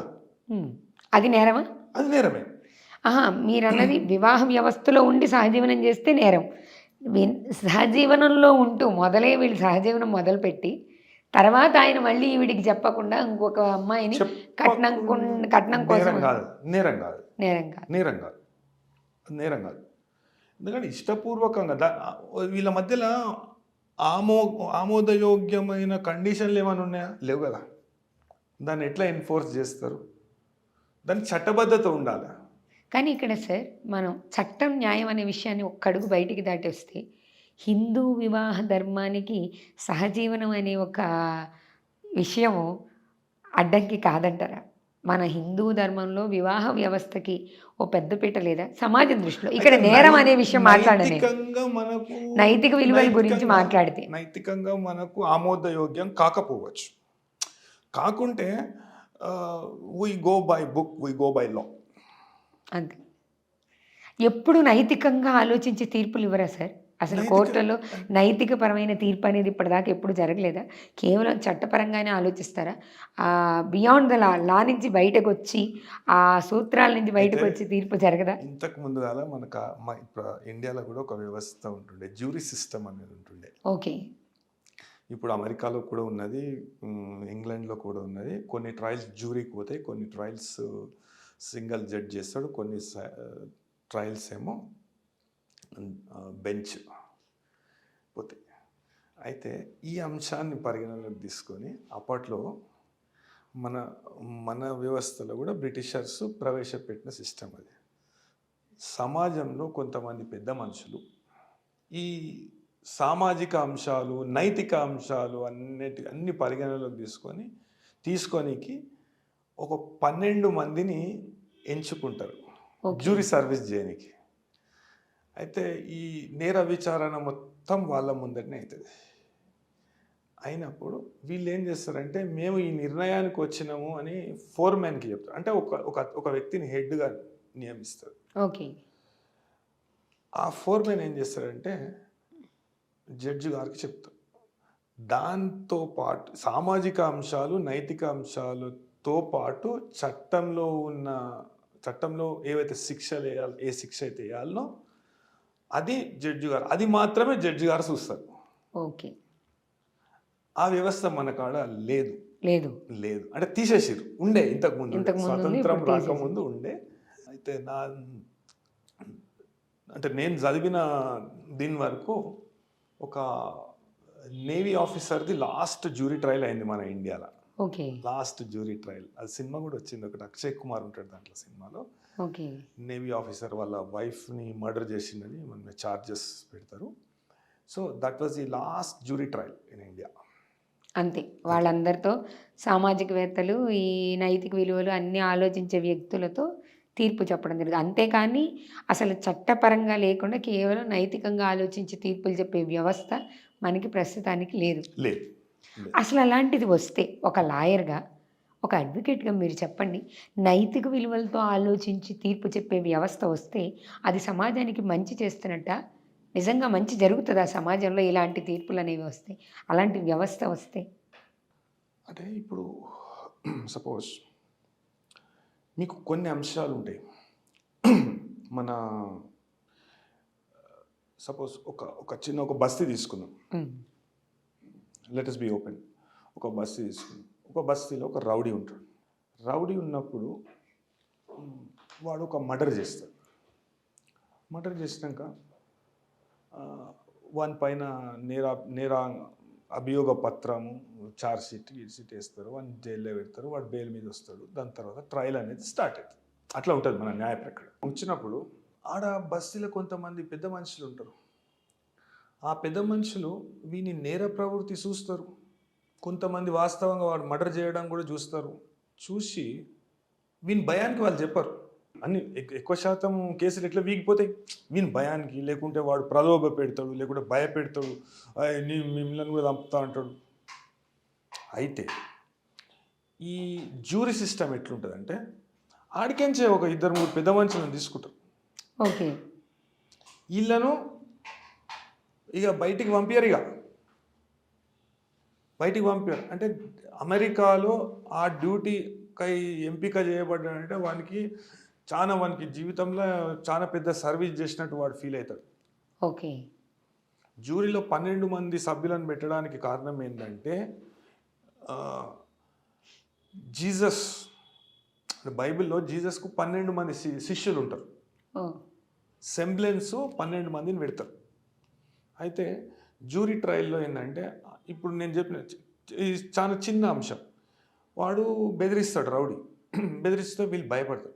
అయితే ఆ రౌడీకి వీళ్ళు ఏడున్నారో తెలియదు. వీళ్ళు వాస్తవానికి కొంతమంది మర్డర్ చేయడం చూసి కూడా ఉంటారు. లేకుంటే వాని ప్రవర్తన అనేది ఆల్రెడీ తెలిసే ఉంటుంది. అప్పుడు పోలీసు వాళ్ళు సేకరించిన ఆధారాలతో పాటు వీళ్ళు గట్టిగా చెప్తారు, వీడు చేసిండు, మేము చూసినాము, లేకుంటే వీడి నేర ప్రవృత్తి, వీడు ఇట్లనే చేస్తుంటాడు, గతంలో కూడా ఇట్లా చేశాడు, అందరిని కొడతాడు, తిడతాడు, నేర స్వభావం గల వ్యక్తి, వీడు చేసే అవకాశాలు ఉన్నాయని చెప్తాడు. చూసినోడు చూసినట్టు చెప్తాడు. ఇంకొకటి మన దగ్గర విజిల్ బ్లోవర్స్ యాక్ట్ అని ఒక చట్టం ఉన్నది. ఓకే. ఆ చట్టం ప్రకారము వాళ్ళన్నా ఒక పెద్ద అంశాన్ని తీసుకొచ్చి ప్రభుత్వాధికారులకు కానీ, లేకుంటే కేంద్ర ప్రభుత్వం దృష్టికి కానీ, లేకుంటే దర్యాప్తు సంస్థల దృష్టికి కానీ తీసుకపోతే వానికి రక్షణ కల్పించాలి. అలాంటి చట్టం ఒకటి ఉందా సార్? చట్టం ఉంది, విజిల్ బ్లోవర్స్ ప్రొటెక్షన్ యాక్ట్ అని. ఏడు అమలు అవుతుంది ఆ చట్టం. నిజంగానే అమలైతే చాలా చాలా నేరాలు బయట జరుగుతున్న వాళ్ళకి కనీసం సామాజిక బాధ్యత ఉండి సమాజం మీద అభిమానం చెప్తారు కదా, భయపడతాడు వాడు. రక్షణ లేదు కాబట్టి ఇలాంటి చట్టం ఉందని చాలా మందికి తెలియదు కదా. రక్షణ లేదు కాబట్టి భయపడతాడు. అంటే ఇప్పుడు ఒక పెద్ద రాజకీయ నాయకుడు, పెద్ద పారిశ్రామికవేత్తను, పెద్ద నేర సామ్రాజ్యానికి అధినేతను. ఇప్పుడు మొన్న స్టేట్ హ్యూమన్ రైట్స్ కమిషన్లో ఒక కంప్లైంట్ వేయడం జరిగింది. కళ్ళు దాగి చనిపోయారు. అల్ఫజలోమైన అనేది ఎంత పెద్ద మొన్న మేధా స్కూల్లో పట్టుకురు. వాడైతే స్కూల్లోనే తయారు చేస్తుండే. ఇంత దారుణం ఉంటుందా? నేను ఎప్పటి 2 సంవత్సరాల నుండి మొత్తుకుంటున్నాను. మొత్తం మందుల కళ్ళు, పిచ్చి కళ్ళు దొరుకుతుంది, మొత్తం ఎట్లా పడితే అట్లా చచ్చిపోతున్నారు. సోయి లేదు ప్రభుత్వానికి. అంటే సెలబ్రిటీ ఒక 2 గ్రాముల కోకేన్ తాగితే వాని మీద మొత్తం టీఆర్పీ అంటారా, అది ఏదో అంటారు కదా, వ్యూవర్షిప్ అంటారా, టీఆర్పీ. దాన్ని పెట్టుకొని మొత్తం కెమెరాలు పెట్టుకొని మీరు నిజంగానే తాగినరా, లేకుంటే తాగలేదా, లేకుంటే ఏడికెళ్ళి తెచ్చిర్రు, నైజీరియా నుండి వచ్చిందా, ఆఫ్రికా నుండి వచ్చింది, అరే ఈడ తయారవుతుంది చూడుర్రి, 100 కిలోలు. అంటే సామాన్యుని ఆరోగ్యం ఆడు ఒక 50 రూపాయలు కలిసి ఆడు మొత్తం పొద్దున సాయంత్రం దాకా మోటు పని చేసి వాడు తకాయించి సాయంత్రం పోయి ఒక ఒక పొద్దుబిక్కినాక ఒక కలిసి తాగుదామంటే, కలుబొట్టు తాగుదామంటే ఆడు 50 రూపాయలు ఇస్తే దానికి మొత్తం పూర్తి స్థాయిగా అడిక్ట్ అవుతుంది. పెన్సిల్వేనియా అనే రాష్ట్రం ఉంటుంది అమెరికాలో, ఆడైతే జాంబీస్ ఉంటారు రోడ్ల మీద, ఏడ పడితే ఆడ కనిపిస్తారట జాంబీస్, మొత్తం డ్రగ్స్కు అడిక్ట్ అయిపోయి వాళ్ళ శరీరం సహకరించక వాళ్ళు ఏది పడితే ఏమైనా చేస్తారు డ్రగ్స్ కోసం, అట్లా తయారవుతారు. ఫైనల్లీ ఇప్పుడు మీరు చెప్పిన దాంట్లో ఏంటంటే ఈ 12 మెంబర్స్ ఉండి చేసేది ఈ సామాజిక నైతికం అనేది మన దాంట్లో లేదు. మన ఇండియాలో తీసేశారు. ఇన్ కేస్ ఫ్యూచర్లో వస్తే అంత స్ట్రిక్ట్గా ఇప్పుడు మీరు చెప్పినట్టు అమెరికాలో ఉన్నట్టు వాళ్ళని సపరేట్ చేసి జాగ్రత్తగా పెట్టి అంత స్ట్రిక్ట్గా ఫాలో అయితే ఇట్స్ ఓకే. చాలా మటుకు నేరాలు ప్రూవ్ అవుతాయి కదా, అక్కడే ప్రూవ్ అయిపోతాయి. టైం బౌండ్ ఉంటుంది. టైం అంటే మన దగ్గర వాస్తవానికి వ్యవస్థ అనేది సరిగ్గా పనిచేయాలి. పూర్తి స్థాయిలో రాజకీయ నాయకుల చేతులకు వెళ్ళిపోయింది, అట్లా ఉండద్దు. అంటే స్వేచ్ఛ అనేది మన పేరుకే ఇండిపెండెంట్ జ్యుడిషియరీ, ఇండిపెండెంట్ పోలీస్, అట్లా. ఇప్పుడు ఎంతోమంది జర్నలిస్టులు లేకుంటే విజిల్ బ్లోవర్స్ చాలామంది ఉంటారు, వాళ్ళు బయటికి తీసుకొచ్చినప్పుడు వాళ్ళు సమాజంలో ఎన్నో, అంటే కొంతమంది అయితే పానాల మీదకి కూడా తెచ్చుకోరు. సో వాళ్ళకు రక్షణ కల్పిస్తే విజిల్ బ్లోవర్ చట్టం ఉంది, ఆ చట్టాన్ని అమలుపరచాలి. అమలుపరిచినప్పుడు మొత్తం పూర్తి స్థాయిలో బ్లాక్ మనీ బయటకు తీసుకొస్తాం, ఇది తీసుకొస్తాం, మన శుష్క వాగ్దానాలు కాదు, పూర్తి స్థాయిలో చట్టాలు ఇంప్లిమెంట్ అయ్యే లెక్క చూడాలి. అట్లీస్ట్ పేపర్ల మీద కాకుండా చట్టం అమల్లోకి వస్తే అప్పుడు వ్యవస్థ 100% బయటకు వస్తుంది. ఇప్పుడు మన పిఎంఎల్ఏ యాక్ట్ కావచ్చు, లేకుంటే ప్రివెన్షన్ ఆఫ్ కరప్షన్ యాక్ట్ కావచ్చు, పటిష్టంగా ఉన్నాయి చట్టాలు. ఇప్పుడు రాజకీయ నాయకుడిని జీతం ఎంత అండి? 3 లక్షలు, 2 లక్షలు, 3 లక్షలు ఎంతనే ఉంటుంది. అయితే ఆ 3 లక్షలలో 100 కోట్లు సంపాదిస్తారా? ఓడోడైతే 200 కోట్లు, 300 కోట్లు. మాకు కూడా చెప్పుర్రు కదా ఫార్ములా, మేము కూడా చేసుకుంటాం, ఇన్న సంపాదించుకుంటాం అని. వాళ్ళే ఒక సక్సెస్ఫుల్ బిజినెస్ మెన్ లెక్క ఎట్లా ఎదుగుతున్నారు అంటే, నేను మొన్న లోకాయుక్తలో ఒక కంప్లైంట్ వేయడం జరిగింది. 1,40,40,00,000 ఎస్ఎఫ్టి అనుమతి ఇచ్చారు. అనుమతి దేని మీద ఇచ్చారు అంటే 30 ఎకరాల ప్రభుత్వ భూమి పైన ఇచ్చారు. ఎంత దారుణం అండి అది. దాని మీద 200-300 కోట్ల రూపాయల లోన్, మొత్తం 30,000 కోట్ల రూపాయల ప్రాజెక్ట్ అది. హైరైజ్ 30,000 కోట్లు. 30,000 కోట్లు అంటే ఒక్క పర్మిషన్లనే అన్ని వేల కోట్లు ఉంటే ఎందుకు గారు రాజకీయ నాయకులు కోటీశ్వరులు ఏడిపోతున్నాయి ఆ పైసలు? కానీ కళ్ళకు కనబడుతుంది కదా ఇదైతే. అంటే వ్యవస్థ నిద్రపోతుందా? అంటే ఒక ఈడు కాకుండా ఆడు, ఆడు కాకుండా ఆడు, ఈడు. ఫైనల్లీ ప్రజాధనం తినడమే ముఖ్య ఉద్దేశమైంది. మరి ప్రజల దగ్గర ఎందుకు సార్? సామాన్యుల దగ్గర ప్రతి చిన్న విషయానికి ట్యాక్స్ కలెక్ట్ చేస్తారు, చలానాన్ని కట్టిస్తారు, రోడ్ ట్యాక్స్లు ఉంటాయి, వెళ్తే టోల్ గేట్. దృష్టిలో అభివృద్ధి అంటే ఏం తెలుసా? అప్పట్లో ఉన్న, ఇప్పుడు నేను వాకటౌన్ గురించి చెప్తా. రైల్వే స్టేషన్కు సమీపంలో ఉంటుంది వాకటౌన్ అనే ప్రదేశం. దాని చారిత్రాత్మకమైన ప్రత్యేకత ఏంటంటే, అది ఒక వాకర్ అనే ఇంగ్లీష్ చార్టెడ్ అకౌంటెంట్ బంగ్లా ఆడ ఉంటుండే, ఆయన పేరు మీద మొత్తం కాలనీ ఏర్పడ్డది, మొత్తం వాకటౌన్. ఇప్పుడు పద్మారావు నగర్ అంటారు. దివాన్ బహదూర్ పద్మారావు మధ్య ఎన్నో మంచి పనులు చేసిండు ఆయన, పెద్ద మంచి. అయితే వాళ్ళ బంగ్లాలు అన్నీ ఆడున్నాయి. ఆయన పార్కులకు, పిల్లలకు చదివించుడు, కీస్ హై స్కూల్ పెట్టుడు, ఇది పెట్టుడు, అది పెట్టుడు, చాలా చారిటబుల్ కార్యాలు చేసింది. కాబట్టి ఆయన పేరు మీద పద్మారావు నగర్ అనేది పెట్టడం జరిగింది. అయితే ఆడ ఇప్పుడు సికింద్రాబాద్ మున్సిపల్ కార్పొరేషన్ అనేది ఒకటి ఉంటుండే ఇంతకుముందు కాలం, దాన్ని తీసుకొచ్చి హైదరాబాద్లో కలిపిరు. సికింద్రాబాద్ అనేది ఒక డిస్టింక్ట్ ఎంటిటీ. బంజారాహిల్స్లో 1991లో 700 రూపాయలు గజం ఉంటే వాకటౌన్లో 3000 రూపాయలు అధికారికంగా వాల్యూ ఉండే. ఓ అయితే అందరు గట్టిన ట్యాక్సులు తీసుకొచ్చి ఊరవతల ఈ దొంగతనంగా భూములు కొనుక్కుంటారు కదా, దొంగతనంగా అక్రమంగా ఆక్రమిస్తారు కదా భూములు, వాళ్ళకు రోడ్లు వేసుడు. మాదాపూర్ గురుకుల్ గట్కేసర్ ట్రస్ట్ గురించి తెలుసా మీకు? ఒక ఉన్నతమైన ఆశయంతో 693 ఎకరాల జాగాను కొని దాన్ని ఒక పేద విద్యార్థులకు సాయం చేద్దాము, అదేవిధంగా వేద పాఠశాలలు పెడదాము అని ఒక గురుకుల్ ట్రస్ట్కు సంబంధించిన ఒక స్వామి ఒక సత్యనారాయణ దొంగను సెక్రటరీగా పెడితే ఎట్లా పడితే అట్లా అమ్కదొబ్బిండు. అయినాక ఇప్పుడు దేనికి సుప్రీంకోర్టుల స్టేటస్ కో ఉన్నా కానీ ఇవాళ దినం 6 అంతరాలు 7 అంతరాలు ఎటువంటి అనుమతులు లేకుండా కడుతున్నారు. బిగ్ బ్రదర్ ట్యాక్స్ ఒక స్లాబ్కు ఇంత ఇవ్వాలి. అరాచకం. ఈ పైసలన్నీ పెట్టి నా ట్యాక్స్ పైసలు తీసుకుపోయి వానికి రోడ్ వేస్తావు, దొంగకు రోడ్ వేస్తావు. అదే అభివృద్ధి. ఈ మొత్తం ఈ 20 ఎకరాలు 30 ఎకరాలు ప్రభుత్వ భూమిని దోషిపెట్టిన వానికి 28 అంతరాలు 48 అంతరాలు హై రైజ్. హైదరాబాద్ షైనింగా, ఇది షైనింగ్ హైదరాబాద్.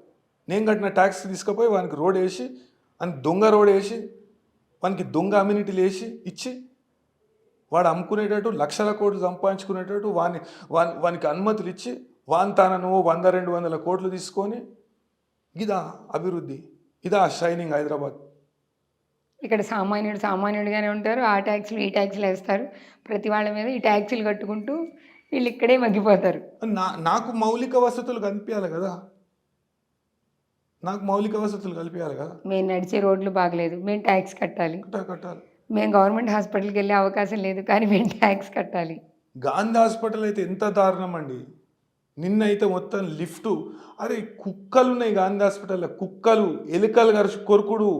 మళ్ళీ ఏంది పాపము ఒక్కొక్క బెడ్ మీద ఇద్దరు వండుకున్నాడు. మేము ఇంకో న్యూస్ కూడా చూసాం సార్, నీలోఫర్ హాస్పిటల్లో పిల్లల్ని తీసుకొచ్చి అది ఎన్ఐసి అంట, దాంట్లోనే ఒకే దాంట్లో ఇంతమంది పిల్లల్ని పెట్టారు. అక్కడ ఉన్న ఇన్సిడెంట్లు కూడా చాలా దారుణంగా ఉన్నాయి. అసలు నీట్నెస్ అనే పదానికి అర్థం లేదు. ఏడ చూసిన ప్రభుత్వ హాస్పిటల్ వైద్యము విద్య అని ఉండడానికి ఒక చిన్న ఇల్లు. అరే మౌలిక సదుపాయాలు కల్పించలేకపోతుంది ప్రభుత్వం. ఇదా అండి తెలంగాణ షైనింగ్, తెలంగాణ రైజింగ్ ఇదా?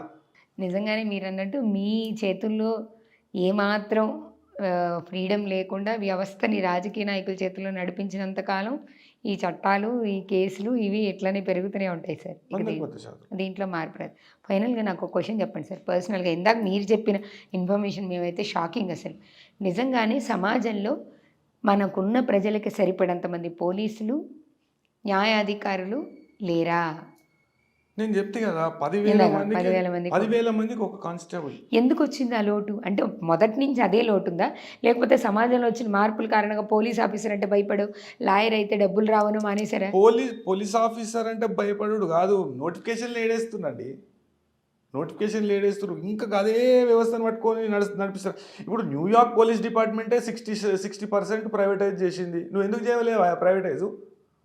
దానికి 100 నోటిఫికేషన్లు, 100 దాన్ని పెట్టుకోనికి మొత్తం. అంటే ముక్కు ఇట్లా పట్టుకోవచ్చు కదా, ఇట్లా తింపేందుకు పట్టుకోవాలి? ప్రతి స్థాయిలో డబ్బులు గుంజాలా? ఒక లాయర్గా పోలీస్ వ్యవస్థని ప్రైవేటీకరణ చేయడాన్ని మీరు సమర్థిస్తారా? 100% సమర్థిస్తాను నేను. కొన్ని విభాగాలు చేయాలండి. నేర పరిశోధన అనేది ప్రాథమికంగా పోలీస్ డిపార్ట్మెంటు, గవర్నమెంటే సెలెక్షన్ చేయాలి. ఇప్పుడు ట్రాఫిక్ ఉన్నది, ట్రాఫిక్ విభాగంలో లా అండ్ ఆర్డర్కి సంబంధించిన వ్యక్తులను ట్రాఫిక్ విభాగానికి బదిలీ చేసే అవసరం ఏమున్నది? ట్రాఫిక్ విభాగం మనము సాంకేతికత ద్వారా ఏఐతో నడిపించచ్చు. ట్రాఫిక్ విభాగం నువ్వు ఫస్ట్ ముందు రోడ్లు మంచి చేయరాదువే, రోడ్లు మంచి చేయి. నువ్వు ట్రాఫిక్ వాళ్ళని పోలీసింగు, ఉత్తమ పోలీసింగు, అత్యుత్తమ పోలీసింగ్ అని నీకు you scratch my back, I will scratch your back, ఇట్లానే ఉంటుంది ఆ పరిస్థితి. మీరు వేరే దేశాలలో ఇట్లా జరుగుతుంది చూడండి.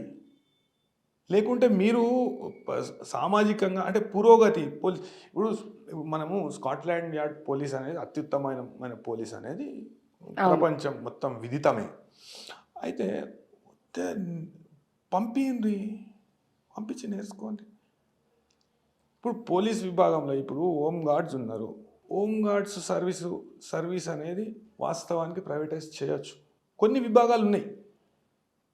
ప్రైవేటైజ్ చేయడానికి అవకాశం ఉన్న విభాగాలు. ఉన్నాయి. సరే పోలీస్ వ్యవస్థలో అంటే ప్రభుత్వ వైఫల్యం కనబడుతుంది కాబట్టి కొత్త పోలీసులు రావట్లేదు అంటున్నారు సార్. న్యాయ వ్యవస్థలో లా చదువుతున్నారా అసలు? లా మీద ఇంట్రెస్ట్ చూపిస్తున్నారా యువత? న్యాయవాదులు కాదు, న్యాయమూర్తులు అంటున్నాను నేను. ఓకే. న్యాయవాదులు ఉన్నారు, న్యాయమూర్తులు న్యాయమూర్తులు కావాలి. న్యాయమూర్తులు కావాలి. మళ్ళీ ప్రభుత్వమే. అయితే ఇప్పుడు దీంట్లో ఇంతకుముందు ఎట్లంటే మనం మళ్ళా బ్రిటిష్ పద్ధతులనే ఆచరిస్తాం. దీనిలో కూడా కొద్దిగా సరళీకృతం చేయాలి. కింది స్థాయిలో గ్రామ వ్యవస్థ ఏర్పాటు చేయాలి. అసలు లా ఎడ్యుకేషన్ మీద ఇంట్రెస్ట్ ఉందా సార్ యూత్‌కి? చాలా ఉన్నది. ఇప్పుడు సాఫ్ట్‌వేర్ మీద చూపించిన చాలా ఉన్నది. ఇంట్రెస్ట్‌లో న్యాయ వ్యవస్థ మీద చూపిస్తారా? చాలా.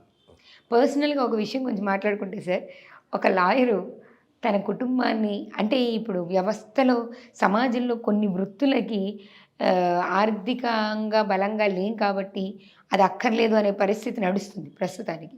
అలా ఒక లాయరు తన కుటుంబాన్ని సక్రమంగా పోషించుకోగలిగినంత సంపాదన లాయర్ అయ్యేవాడికి ఉందా లేదా? ఇది పర్సనల్‌గా. చూడండి, ఏ ప్రొఫెషన్లో కూడా పూర్తి స్థాయిలో ఒక ప్రొఫెషన్ మీద అవగాహన ఏర్పడే వరకు కొద్దిగా ఆదాయం అనేది తక్కువ ఉంటుంది. అంటే ఏ ప్రొఫెషన్లో ఇప్పుడు డాక్టర్ ఎందుకు ఇప్పుడు ఎండి ఎందుకు చేస్తారు డాక్టర్లో, అంటే ఎంబీబీఎస్ తర్వాత ఎందుకు ఆప్షన్ చేస్తారంటే దానికి కోర్స్కి చాలా డిమాండ్ ఉన్నది. అదేవిధంగా కోర్సు చేసినాక ఆపర్చునిటీస్ ఎక్కువ అనేటివి వస్తాయి. అదేవిధంగా మనం ఎంబీబీఎస్ చేసి జనరల్ ప్రాక్టీషనర్స్ కూడా చాలామంది సక్సెస్ఫుల్గా ఉన్న వాళ్ళని చూడవచ్చు. అవును. ఇదే న్యాయవాద వృత్తిలో గంటకు లక్షల రూపాయలు తీసుకునే న్యాయవాదులను చూడొచ్చు. నెలకు ₹1,00,000 సంపాదించే న్యాయవాదిని చూడొచ్చు. నెలకు 10-20 వేలు కూడా సంపాదించలేకపోయే న్యాయవాదిని కూడా చూడొచ్చు. అయితే ఈ న్యాయవాదులు గంటకు లక్షల రూపాయలు సంపాదించే న్యాయవాదులు 1% ఉంటారు. 1% ఉంటారు. గంటకు లక్షల రూపాయలు సంపాదించారు. నెలకు 10 లక్షలు సంపాదించే న్యాయవాదులు 10% ఉంటారు. నెలకు 20 నుండి 30 సంపాదించే న్యాయవాదులు ఒక 5% ఉంటారు.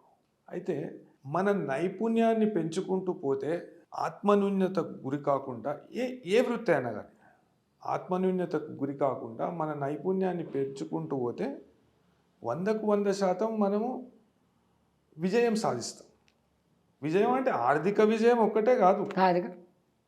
సమాజంలో ఆఫ్టర్ ఆల్ స్వామి వివేకానంద అంటాడు, ఆయన చికాగో అడ్రస్లో ఒక మాట అంటాడు, after all 1 in a million thinks about a million, millions will make billions, billions will make a nation.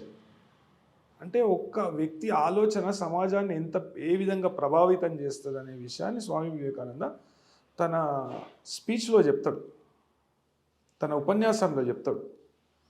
అయితే మనం ఏం చేయాలి అంటే ఏ వృత్తి అన్నా కానీ ఫోకస్ పెట్టి సమాజానికి ఏది అవసరము, నేను ఏ విధంగా సమాజానికి ఉపయోగపడతా, నా నైపుణ్యత అనేది ఎట్లా నేను పెంచుకుంటూ పోవాలి అన్నప్పుడు 100కు 100% దానిలో సక్సెస్ రేట్ అనేది తప్పకుండా పెరుగుతుంది.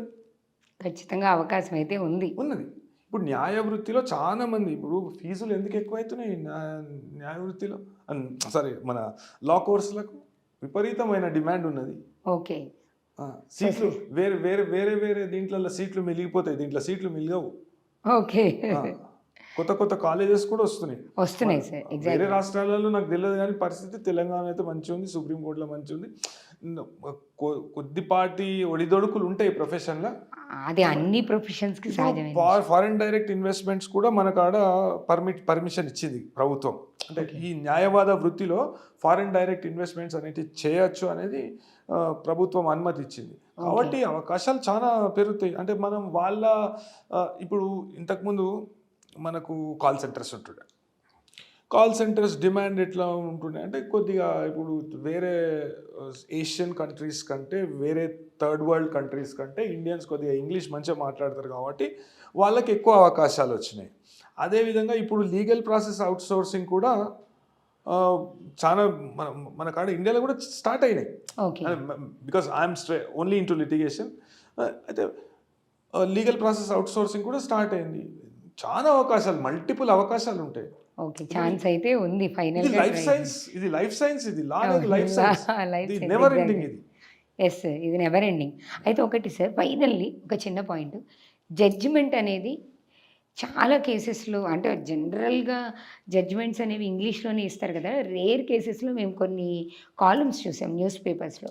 మొబైల్ కోర్ట్స్ లాంటి చోట, లేకపోతే మన తెలుగు రాష్ట్ర దినోత్సవం, తెలుగు భాషా దినోత్సవాలు జరుగుతున్నప్పుడు న్యూస్ పేపర్స్‌లో, ఆర్టికల్స్‌లో చూస్తాం. వాళ్ళు స్పెషల్లీ తెలుగులో జడ్జిమెంట్ ఇవ్వడం జరుగుతుంది. జస్టిస్ నాగేష్ భీమోపాక గారు మొన్న ఒక జడ్జ్మెంట్ ఇచ్చారు తెలుగులో. మేము కొన్ని అంటే పక్క స్టేట్ ఉన్న ఆంధ్ర న్యూస్ పేపర్స్‌లో కూడా చూసాం. ఆహ్, ఒక మొబైల్ కోర్ట్‌లో ఇంతకుముందు జస్టిస్ నవీన్ రావు గారు ఇప్పుడు రిటైర్ అయ్యిండ్రు. ఆయన కూడా తెలుగులో ఒక జడ్జ్మెంట్ చెప్పారు. ఒకటో రెండో జడ్జ్మెంట్ చెప్పారు. ఓకే. దాన్ని స్పెషలైజ్ చేస్తున్నారు.